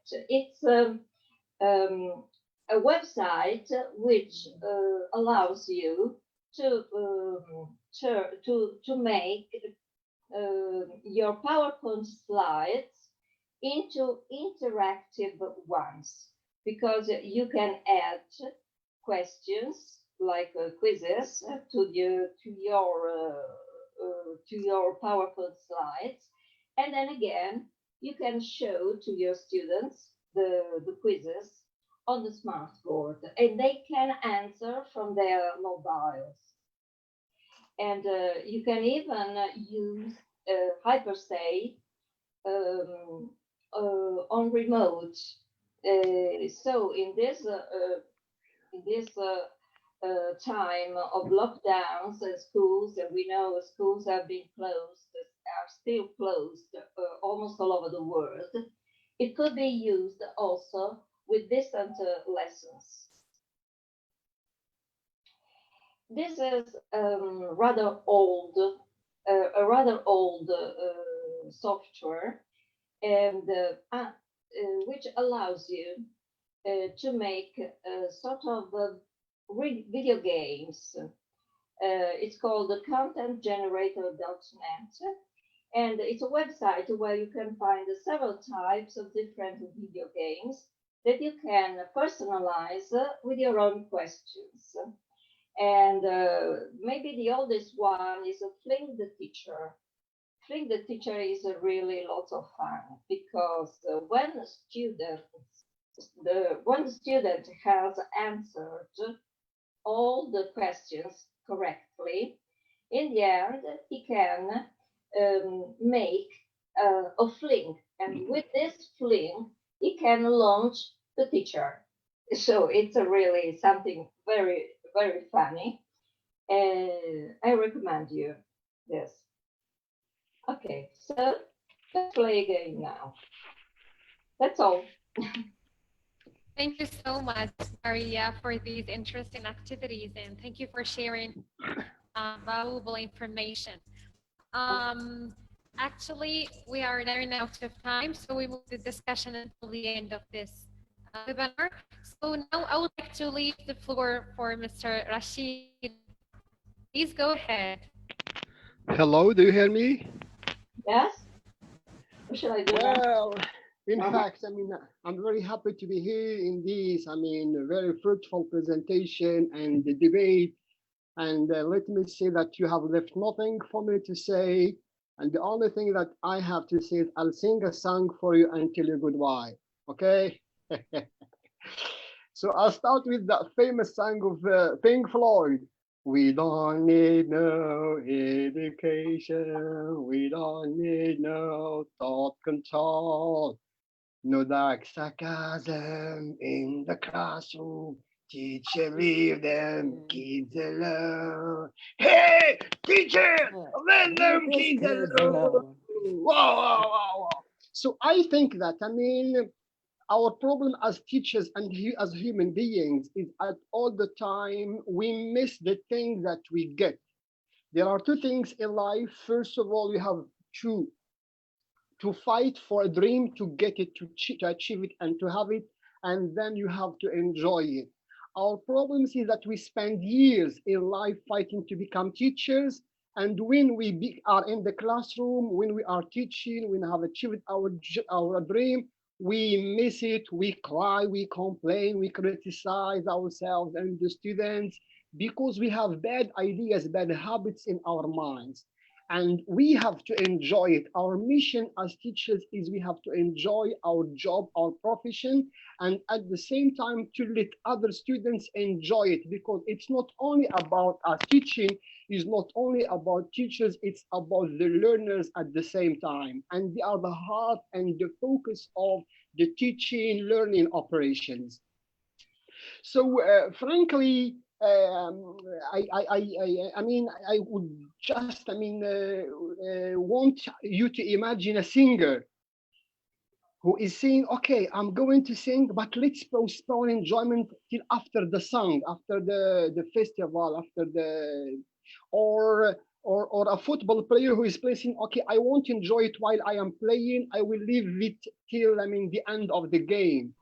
Or a tourist who is coming to a city and saying, well, I can't enjoy it while I am there, so I will postpone it. I think that we are missing, the joy and the entertainment of the teaching. As teachers, we have to enjoy it while we are teaching in the classroom, because teaching is not just a job about the money and the salary, it's an art, and it has to be lived artistically. Personally, I have all the time enjoyed my being with the kids and with the students, and because I listen to them. First of all, I listen to their needs. I ask them every year, what do you like? How do you like me to treat you? How do you like me to teach you? And I listen to them. I take notes. I listen to their stories, and I try to become like a waiter who is serving them. I try to differentiate my teaching styles.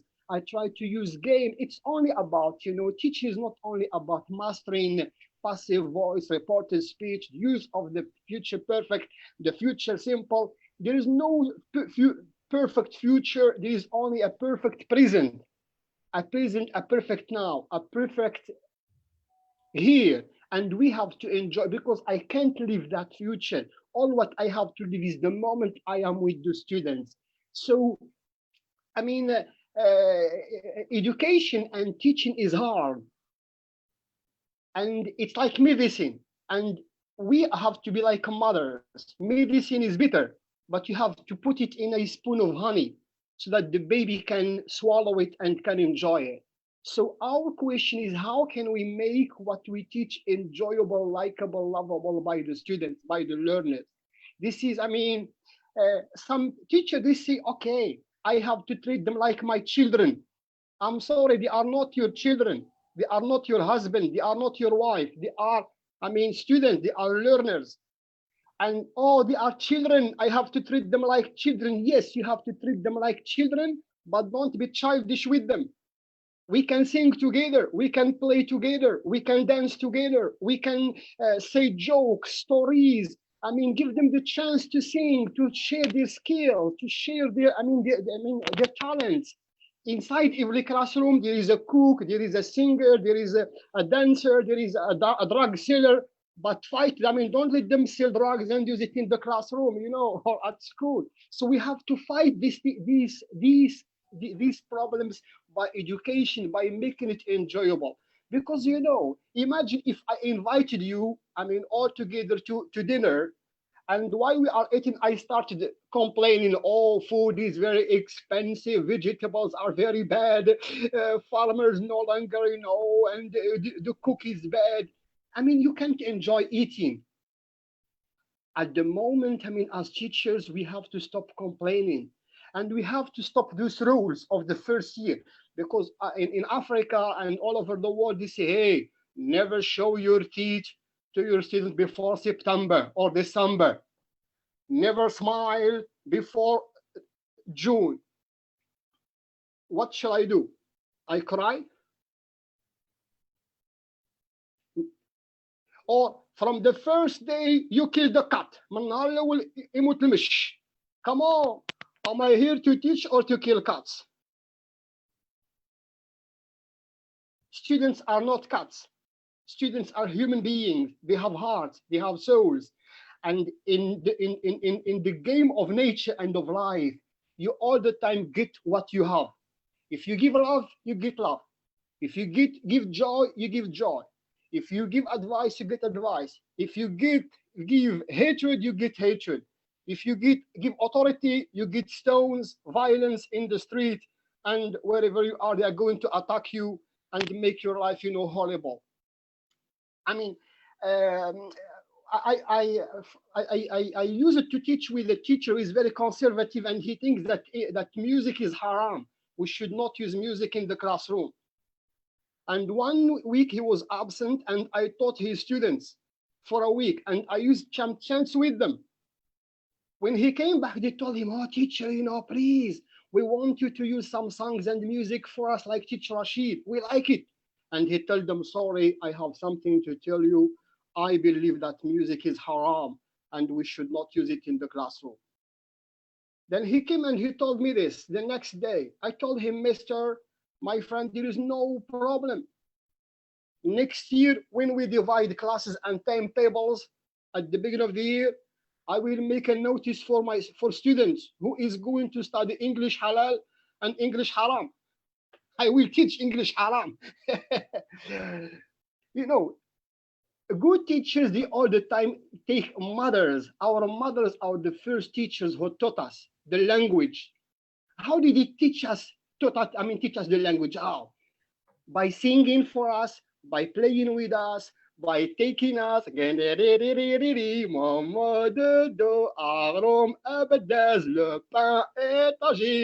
by singing for us, by playing with us, by being patient, waiting for us to talk. I mean, you don't just come the first day and you learn English in 1 day or in 1 week. You are not Jesus. He did not speak while you are a baby. You need time to speak and to produce the language. Whereas our fathers, all the time, when we cry, they tell you, shut up! Can't you shut up? We need the patience of mothers with the students. We have to love the job we are doing. And please, let me tell young and novice teachers, if you hate teaching, if you hate students, if you want only money, I advise you, go change the job. You have nothing to do in education and in school. because it's not the job of money.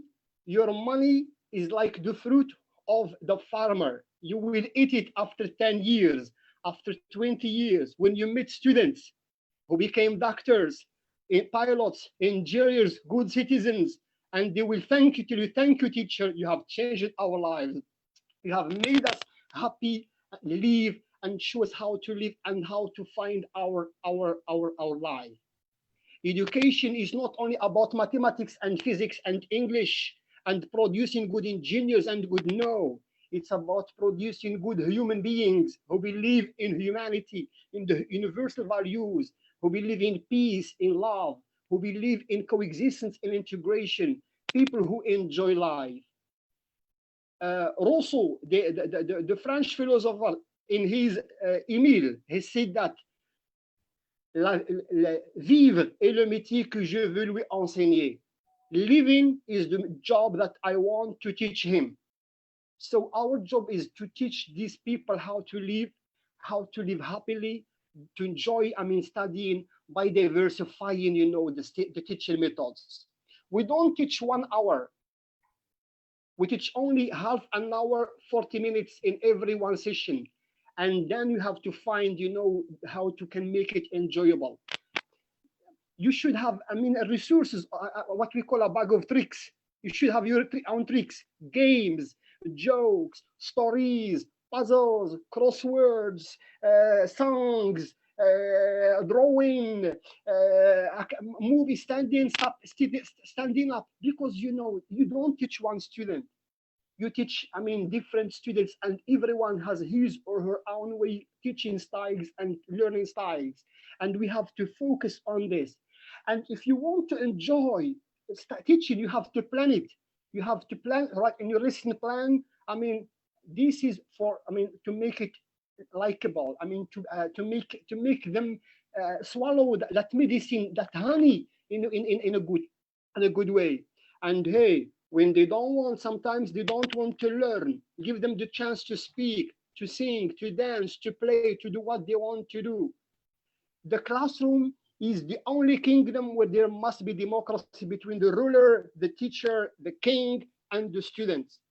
And nobody, even when Mr. Si Mohammed Obeid, who is an excellent supervisor, an excellent professor in Morocco, and other we are lucky, Mr. Tiroula and other great supervisors, of English in Morocco. We are proud of them because they are inspiring us, and they like it when they come to the classroom and you find that you are enjoying it with your students. They are happy.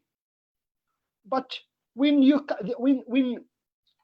are hating what you are doing and making students hate coming to your school and to your classrooms, believe me, my dearest friends, you will lose your hair, you will lose your teeth, you will lose your voice, you will lose your beauty, you will lose your husband, you will lose your wife, you will lose your life, and you will end up in a hospital, because there is no coronavirus. The only virus that kills teachers is when they don't enjoy the thing that they are doing. And our mission is to find antiviruses of these, Another thing, you should not post. Yes. Mr. Rashid, just to remind you, you have 3 minutes left. Okay, that's a lot. Sorry you are very to generous. interrupt. Thank you. Wow, I like 3 minutes. Number three is good. So, we are making a mistake. We see, I know, I will teach now the grammar, the speaking, the reading, and I will postpone my enjoying my life till the holidays. If you live in this way, you will die before the holidays. You will be crazy before the holidays or before the retirement. Enjoy it while you are there, and listen to to the students. Tell them all the time, how do you want me to teach you? What do you like? What is a good teacher? What is a bad teacher for you? Listen to them and then try to become good teacher for them, because there is no good teacher. A good teacher in America is not a good teacher in Russia. A good teacher in Afghanistan is not a good in Zimbabwe. You should be the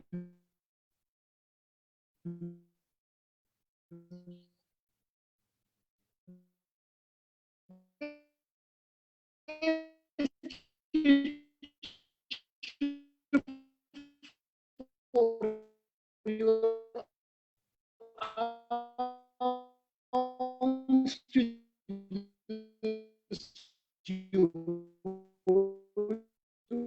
I guess there's a problem with the connection. you are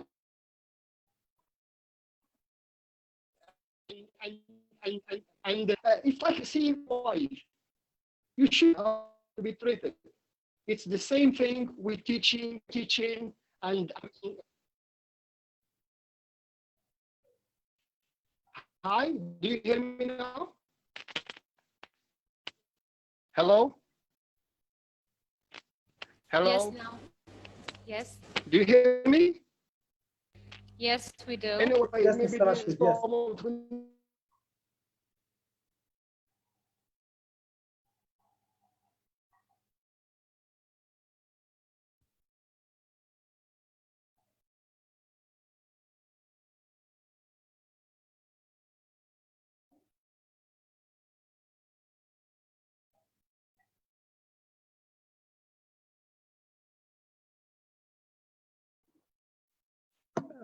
The moderator, Najwa, I guess we don't hear Mr. Rashid.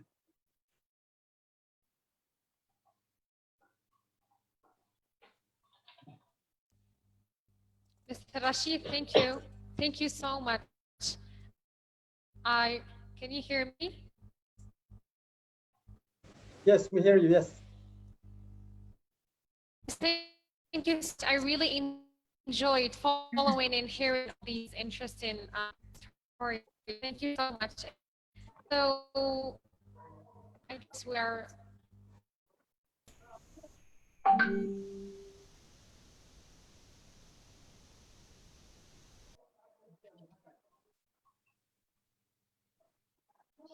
hello?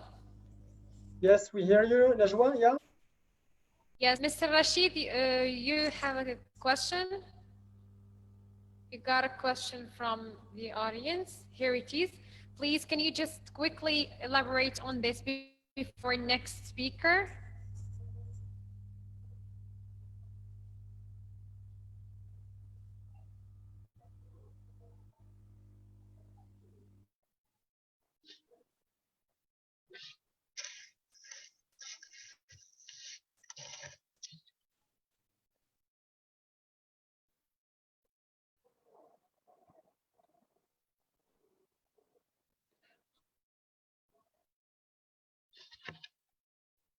I guess Mr.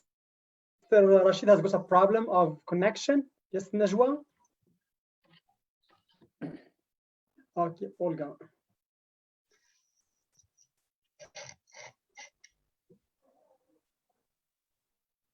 All right, just move on. Let's move on. Okay, yeah.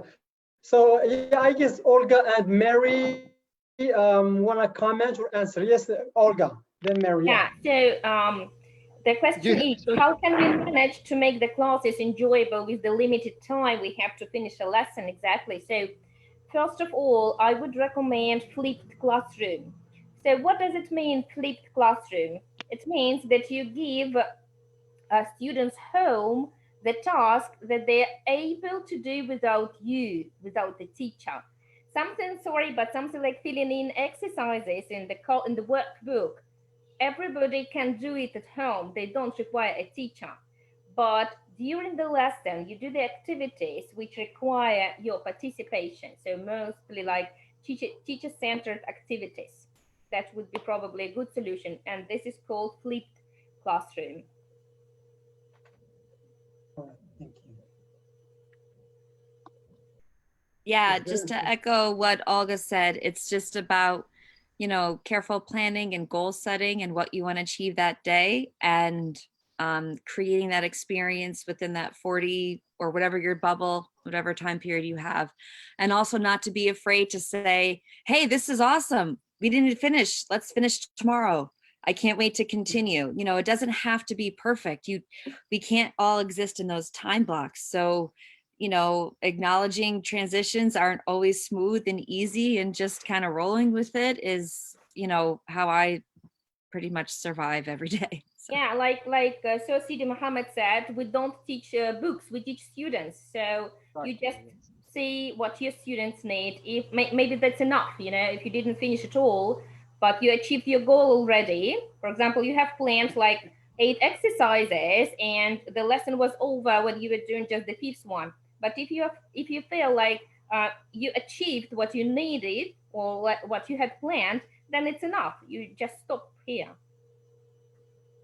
All right. Yes, very interesting. Yeah. So Najwa, do you hear?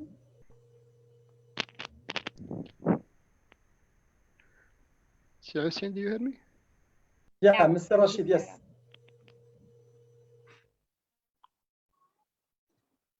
Okay, good. Yeah, Najwa, is there a problem of connection again? So if it is the problem, I guess we respect the order of the guest speakers. I guess the next one is Tiana. Yes, please. Hello. First of all, I would like to say that I'm really glad to see so many educators here tonight who are interested in CPD and networking, because sharing is caring. When we share our experience, we add up to someone else's. And I would like to say that networking is really crucial in our profession. So today I would like to highlight some points. I can really relate to everything that has been mentioned already. So I won't, it won't take a long time for me to speak. So as I always tell students that language is not learned, it's acquired. And to acquire a language, you have to practice. And this means learn a little, but use it a lot. And I encourage practice outside the classroom. I want the students to understand that the language is not in the book. It is behind the door of the classroom. And for this, I often use some techniques, strategies to lower the affective filter, because there are some students who are shy and they are afraid to speak. At some point, we can compare learning or speaking a different language, a foreign language, like learning a language is like being on a stage for the first time. When everybody is looking at you and you are afraid to, for example, forget some words, do something wrong, and so on. So there are lots of ways to lower the affective filter for students. And these are, you have to make sure that you relate to your students. Once they feel the connection with you, that you understand them, understand their needs, they open up. It's easier to work with them, okay? And you, it's good to share your own failures. Once you share with the students your failures, they feel that you always, that you also made mistakes, and it's okay. Making mistakes is okay. So, and thus you have to describe that mistakes are normal for people, for everyone. Doesn't matter if it's a teacher, a student, a president, a king, anyone can make mistakes. So you have to praise for efforts, even if they make mistakes.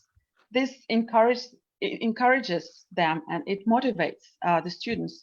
And I use formative evaluation a lot, because formative evaluation is not given a mark. In this case, a teacher is not a judge. The teacher is a coach. So this helps students gain confidence. And I also encourage students to be willing to look ridiculous. Like Olga was saying, talking about her Wag Your Tail song. So yeah, I also, with my little students, I also jump, run, crawl, do anything to make them feel relaxed. And once you achieve that goal, you lower that affective filter. Here comes the time when you can go further. In this case, I love using storytelling. Storytelling helps a lot, especially if it relates to their own experiences. So, and today I had a lesson and I shared a story with my students, 14-year-old students. So the story goes as follows. 3 people went to Japan. None of them knew the language. And there was a time when they had a day off and they decided to go sightseeing and visit some gardens. And they didn't know how to get to the garden.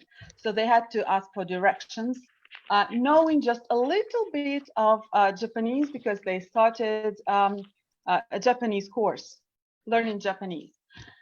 So the first friend was, he was thinking deliberately what to say, how to pronounce words, how to translate word for word, just to be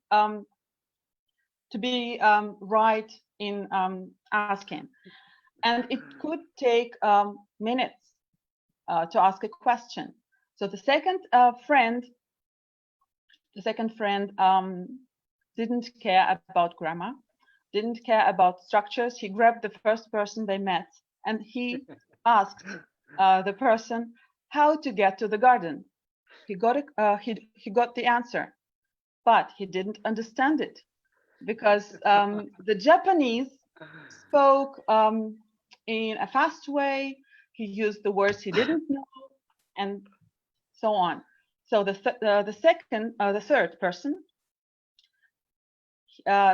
third person was asking the question also without giving it much thought, but she came up to a Japanese and she asked, how can I get to the garden? Then the Japanese answered, okay, you go straight on and then you turn left and then you, and the Japanese the friend stopped listening. He remembered some chunks as much as she could remember, and they followed the directions. And then when they reached that turn, they asked another person. So in this way, you can explain to the students that you cannot learn a language in one day. You have to work hard and don't jump over some stages. You have to follow certain stages to acquire the language. And after this, I give my students some questions. The questions are, I would read them to make my conversation shorter. So after this, I ask the students to consider the following questions. Which of the people in the story were more focused on learning? Which people were focused on acquisition of the language? The second question, is your approach to language learning similar or different to the examples mentioned in the story, and why? And the third question I asked today, which approach is more likely to propel a language learner toward acquisition, and why? So here, my students lost their affective filter and they started speaking because everybody wanted to say something. And this, after this conversation, I felt that I can go on because the students are not as shy as they used to be. So this is my experience, and storytelling helps a lot to create the enjoyable learning environment. That's it. If you have any questions, just ask. Thank you so much, Tatiana, for this very insightful presentation. And of course, we have a question from the audience. Hades. What is the preferable way you think students can acquire a language? They should understand that language is not about grammar. That's not about grammar. It's not about rules. It's just about communicating. The ability to communicate your opinion, your thoughts to other people. That's it. It's not learning, it's acquiring. Yes, thank you so much, Tatiana. So now we are moving towards the end of this webinar, and we have Mr. Ali Biko. The floor is yours.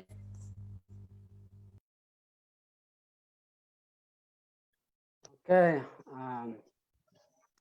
So it really behooves me to thank Mr. Caceres for his initiative and for inviting me to this webinar to share some of my ideas with you. And also I appreciate all the speakers in this webinar. So I'd like to share most of the things that have been said here. There's a that means they intersect with what I'm going to say. So I'd like to share some of the slides I have. Can you please make me the host?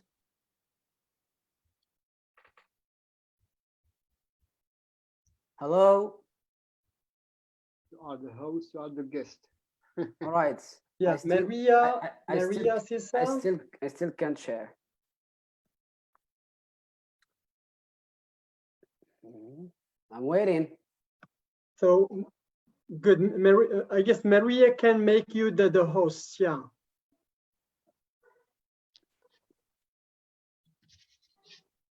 Maria. Maria Yes. Sista.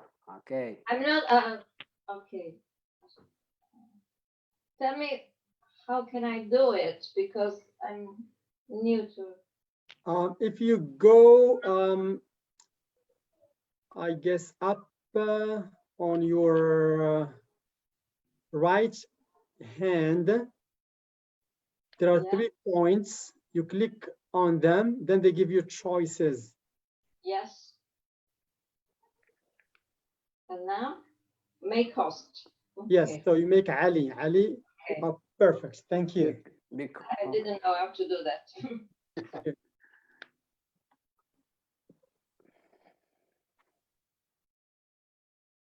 Right.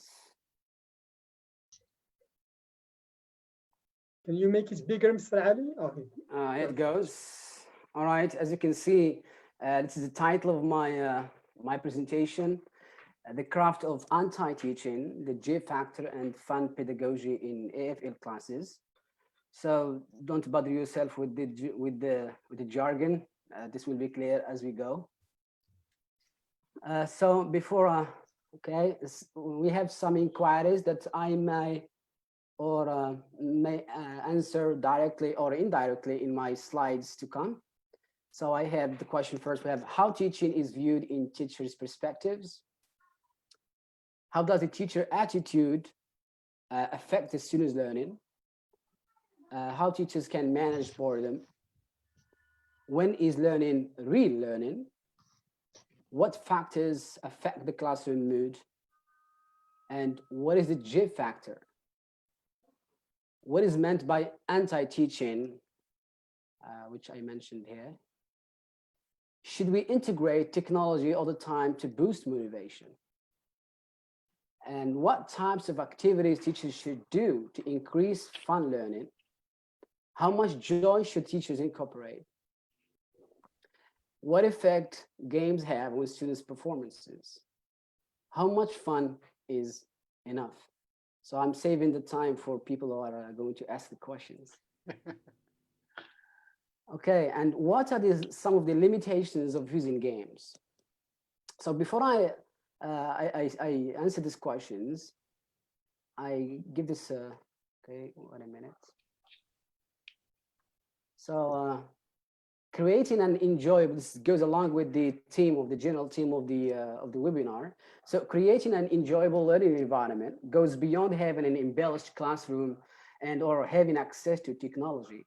It is about creating space where learning becomes an enjoyable and memorable experience. So the classroom should be the space where students want to be, not a place they will have to go. And I share most of the ideas you have said. There is quite a great deal of intersection. So the question that raises itself here: how can we make teaching and learning fun? So before I indulge into the next slides and answer this question, allow me to start with the adage that better characterizes the teacher and that can spark the interest in students. The adage is simply the teacher should serve as the guide on the side rather than the sage on the stage. I'm not going to go too much on this, but I believe if you ask any students what makes a teacher fantastic and a lesson great, the answer will come through smoothly just because they know it. And as you know, as everybody knows, students are great observers. So let me put you in the context. As we know, teaching, what do teachers do? They teach. How? And that's the difference. So the conception of teaching varies from one teacher to another. And if you ask, for example, someone what is teaching, what teaching is, you will get as many definitions as how many people you ask. And this is what makes the teaching a complex and multi-dimensional endeavor. So as teachers go to school, they have a certain preconception or a personalized conception about what teaching is. So some of them they think that, or they believe that teaching is one minute. Okay, teaching is a science. So in that, teachers are supposed to follow rules and methods, implement strategies, carry out lesson plans, set objectives, experiment new techniques, and above all, they have to abide by the curriculum. So in this regard, the teaching is confined within a frame of guidelines. And there is another category of teachers, they regard teaching as, or they consider teaching as an art. And these teachers, they claim that the teachers bring their full character or full personality to the classroom, as much of the teacher's character evoke in every aspect of teaching. And these qualities they possess show up means in every now and then. And there is another category that people consider teaching as a craft. So, and this is a skill that teachers that is acquired through time and experience. So, as you can see here, so there are some people, teachers, they consider themselves as technicians, and there are some teachers they consider that teaching should be an art. They should be creative and artist, and also here. Teaching as craftsmen, it means they master the craft. And with all this said, teaching deserves to be, as I said before, it is deserved to be a complex and multi-dimensional endeavor, as and this is exactly what makes a teacher unique, qualified, respected, and competent and knowledgeable. However, does that mean, or does that fully guarantee that learning is taking place? So we will see in the next slide that it is very essential to mingle all these aspects in a very single place or in a very single lesson. And as I said, the teacher's personality is highly substantial. So what is it that teachers should do to raise the interest and sustain the attention span? So we need a little bit of G factor. So you may wonder what G factor is. The G factor is simply the joy. It means adding more joy to your classroom, more excitement, more fun, and of course, activity that demonstrate the joy factor reinforce the lesson objective. So you aim for the objective you are setting before, and also you draw students into the content of the lesson.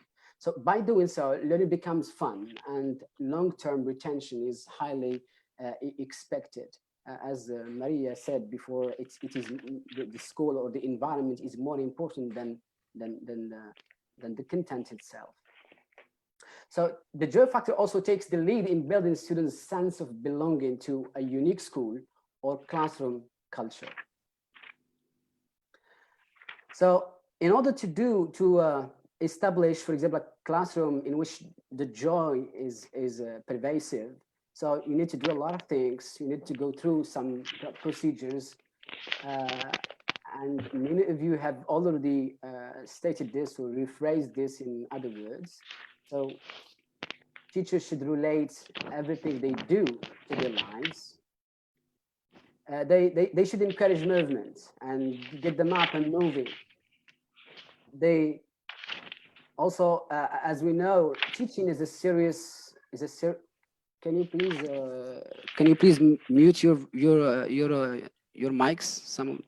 I hear some noise. Teaching is a serious matter. However, you should not take it too seriously. Create a song, as Rashid Khoya said, create a song to highlight the important points. Even if you're not good at singing, try it once in a while. Use music and set objectives. Also, using music, there should be a reason behind. Integrate technology in learning. As our colleague says, Olga, using cell phones in the classroom. We have been told that students are not allowed to use cell phones, so why not? Okay, why not? So we should do that as far as we are within the frame of respecting the rules of the school and following the curriculum and working for an objective. Encouraging paired interaction. So two heads are better than one. Avoid much of the lockstep. Try to diversify the ways you convey meaning or you convey lessons. Try to encourage more peer interaction. And also host some friendly competitions. They can be on a regular basis. Challenge your students. This is very important. When students feel they are challenged, they find the fun and the enthusiasm to pursue more activities and engage more. And this is what I'm talking about. So you have to engage everyone, including how low achievers and riffraffs. It means those students who are lagging behind. Just because they are lagging behind and they are quiet, it doesn't mean that you should ignore those students. You should engage them. It means in some activities. And also you have to incorporate fun activities. And as Qasiras said in his presentation, you should, from time to time, you should establish, if you have time, for example, of course, but this is something that I do since I started teaching. Now I have been teaching for 14 years, and there is an English club I run, which is called My English House, and it has been with me since I started teaching. And if it was not fruitful, I would have stopped that a long time ago. But establishing a club really helps students to unleash, to uncover their potential. So the question is, the question that raises when following this fun-based activities, how much fun should we incorporate? How much fun is accepted, or how much fun is enough? So as you know, fun is fun, and students will always return to activities that are not purely academic. And this is the rule of the role of the teacher, is to know when to use a game, is to know exactly how long should it be. Okay, why? Because too much fun will spoil the broth, I would say. Ali? Yes? Mr. Ali, sorry for interrupting again. You have 4 minutes left. 4 minutes, okay, I will speed up a little bit. So you have to aim for the balance, strive to strike the balance, and include the fun when necessary and when it's going to serve your objectives. So you have to make sure that you are not pulled into overdoing the fun. It will be doing irreparable harm for you and your students. So you should know when to stop and when to use the fun activities. Okay, as we are in accordance with the general theme, so the learning climate is very important. So as it recognizes the affective side of learners, one of the colleagues says the lowering the affective filter. This follows from work on human needs by Maslow in 1971 and other humanist psychologists. So Maslow, in this regard, posited that in order for people to develop toward their potential, certain needs must be met. So in the case of second language students' learning environment, these needs include feeling safe. So it should be a safe environment that helps them to communicate in a foreign language or a second language, and also to be part of the learning community in which everyone is supported, respected, and also when they have a chance to engage and the opportunity to develop their unique selves. So to make this happen, setting a safe environment is a top one priority.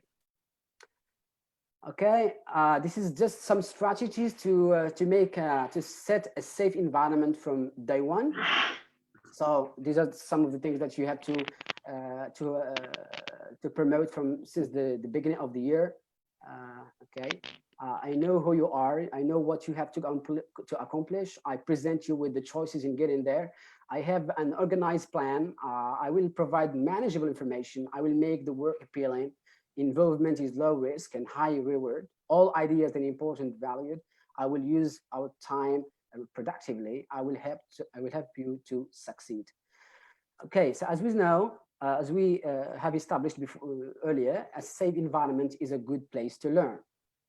Now, what do I mean by anti-teaching and changing mindset? So as we know, and as you experience with your children, with your little siblings, when children are young enough, before they go to school, they ask pertinent questions. But once they get to school, they just get dumped. They get dumped year after year. Why is that? Because they are framed within a box of schooling. So schooling has a share in this. So anti-teaching, what I mean, this is my philosophy, and this is the only concept I find to rephrase this philosophy of mine. So anti-teaching is a philosophy of opposing current practices that limit the scope of thinking in students. It's a call to rethink beliefs and attitudes teachers have on teaching, learning, and education at large.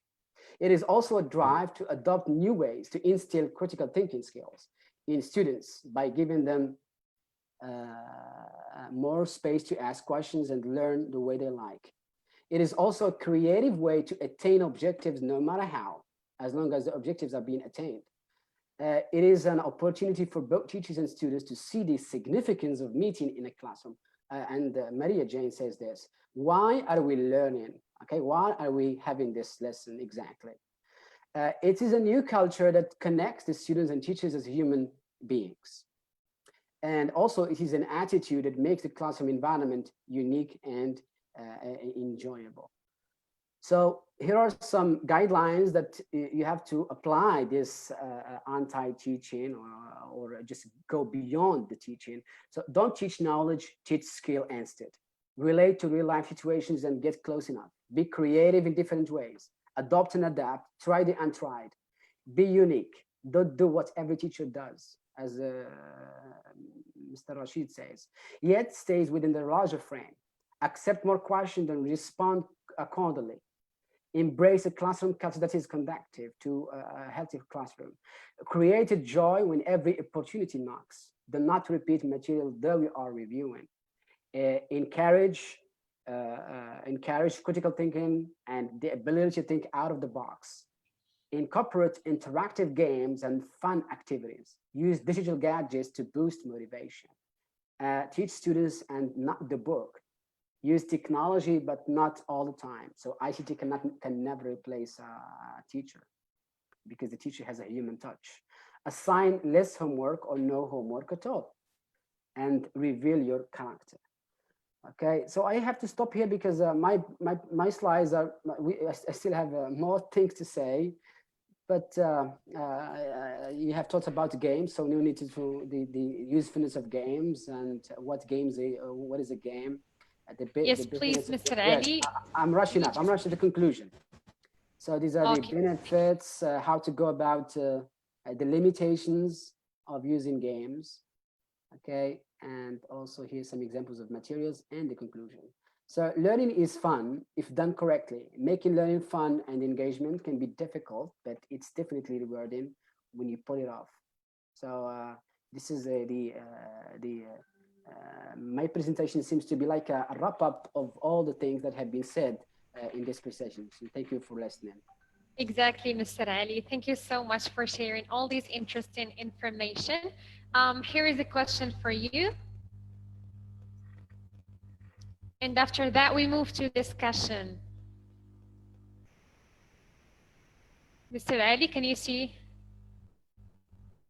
The question, okay, how to move from epic teacher to a great teacher, especially when you are a shy person.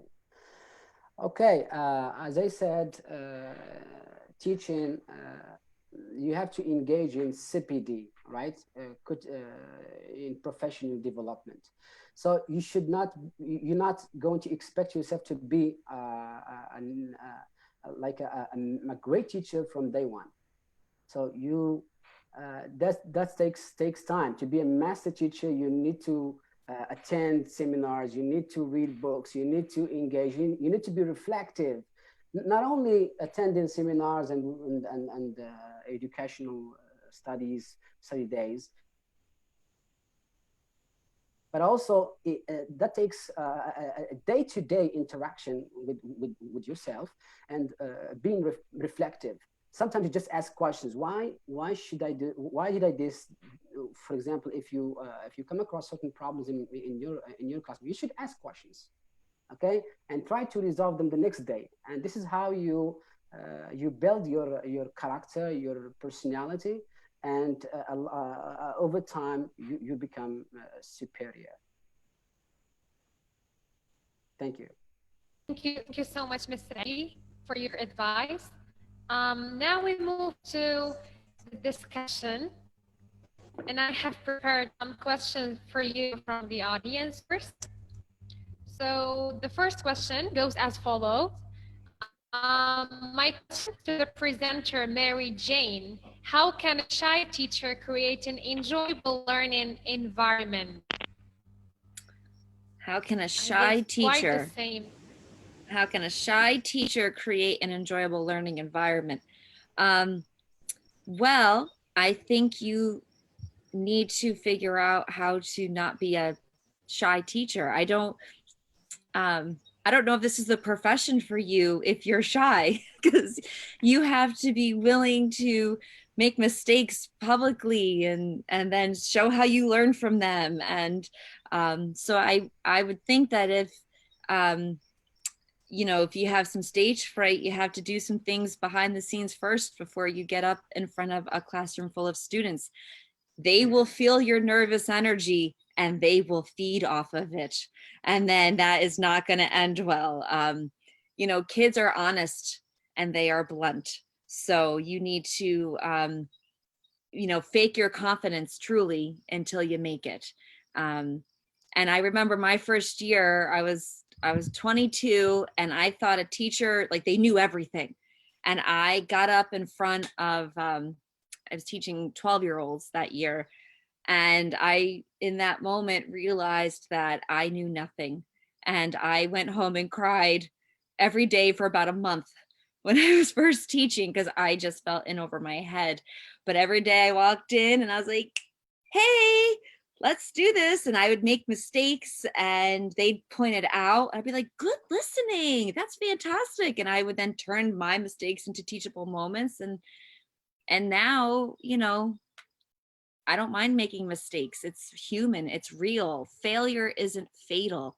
Our kids, at least I don't know about your students, but my students are so afraid to take a risk because if they're wrong, then they feel like there's no point to even trying.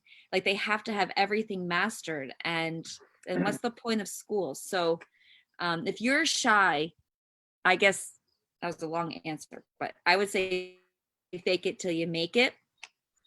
Or just keep at it until you feel more confident. But keep improving. Maybe attend some drama classes will be good for this teacher, so not just attend like some teaching seminars and so on, but also attend some drama classes or even dance classes. Why not? I guess to get rid of shyness, you just have to start teaching with primary school or pre-primary. That's where you get rid of shyness in a win. I think the best solution for facing it means facing this problem, being shy, is just facing it. Yes. I used to be shy for. I still remember when I was. I felt this in my first year. But once I just as we go, as the lesson go, as I get familiar with the students, with the atmosphere of the classroom, then I just I found myself that I can do it. Yes. And Thank you. Can I? Yes. Okay. Just face it. Can I have a word here? Yes, you can. I think this is also partially a responsibility of the teacher training center, because why should our output be teachers who are shy?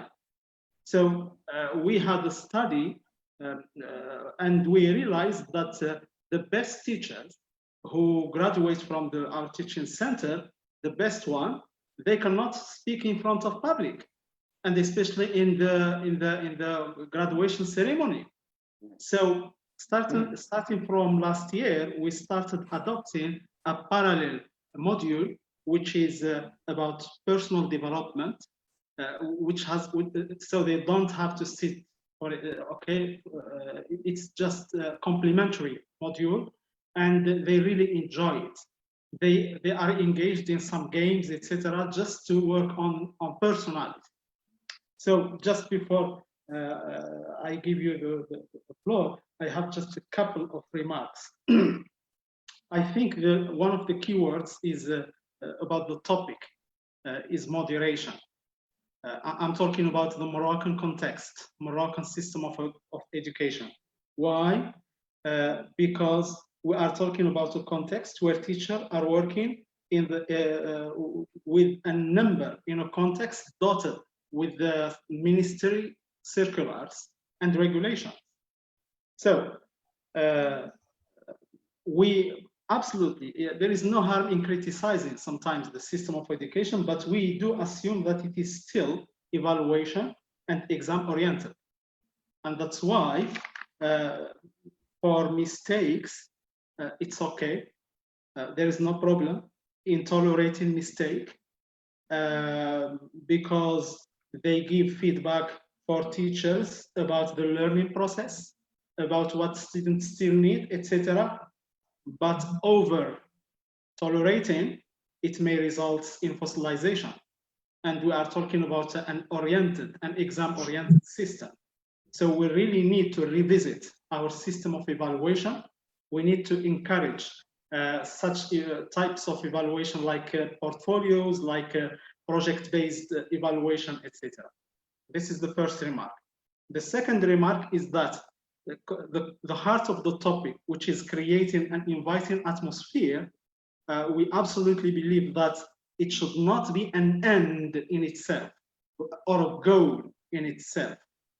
The job of the teacher should not stop just at this, creating an inviting atmosphere, and that's all. No, it should be more than this. It should be, it's very important. So far, it helps students construct their learning.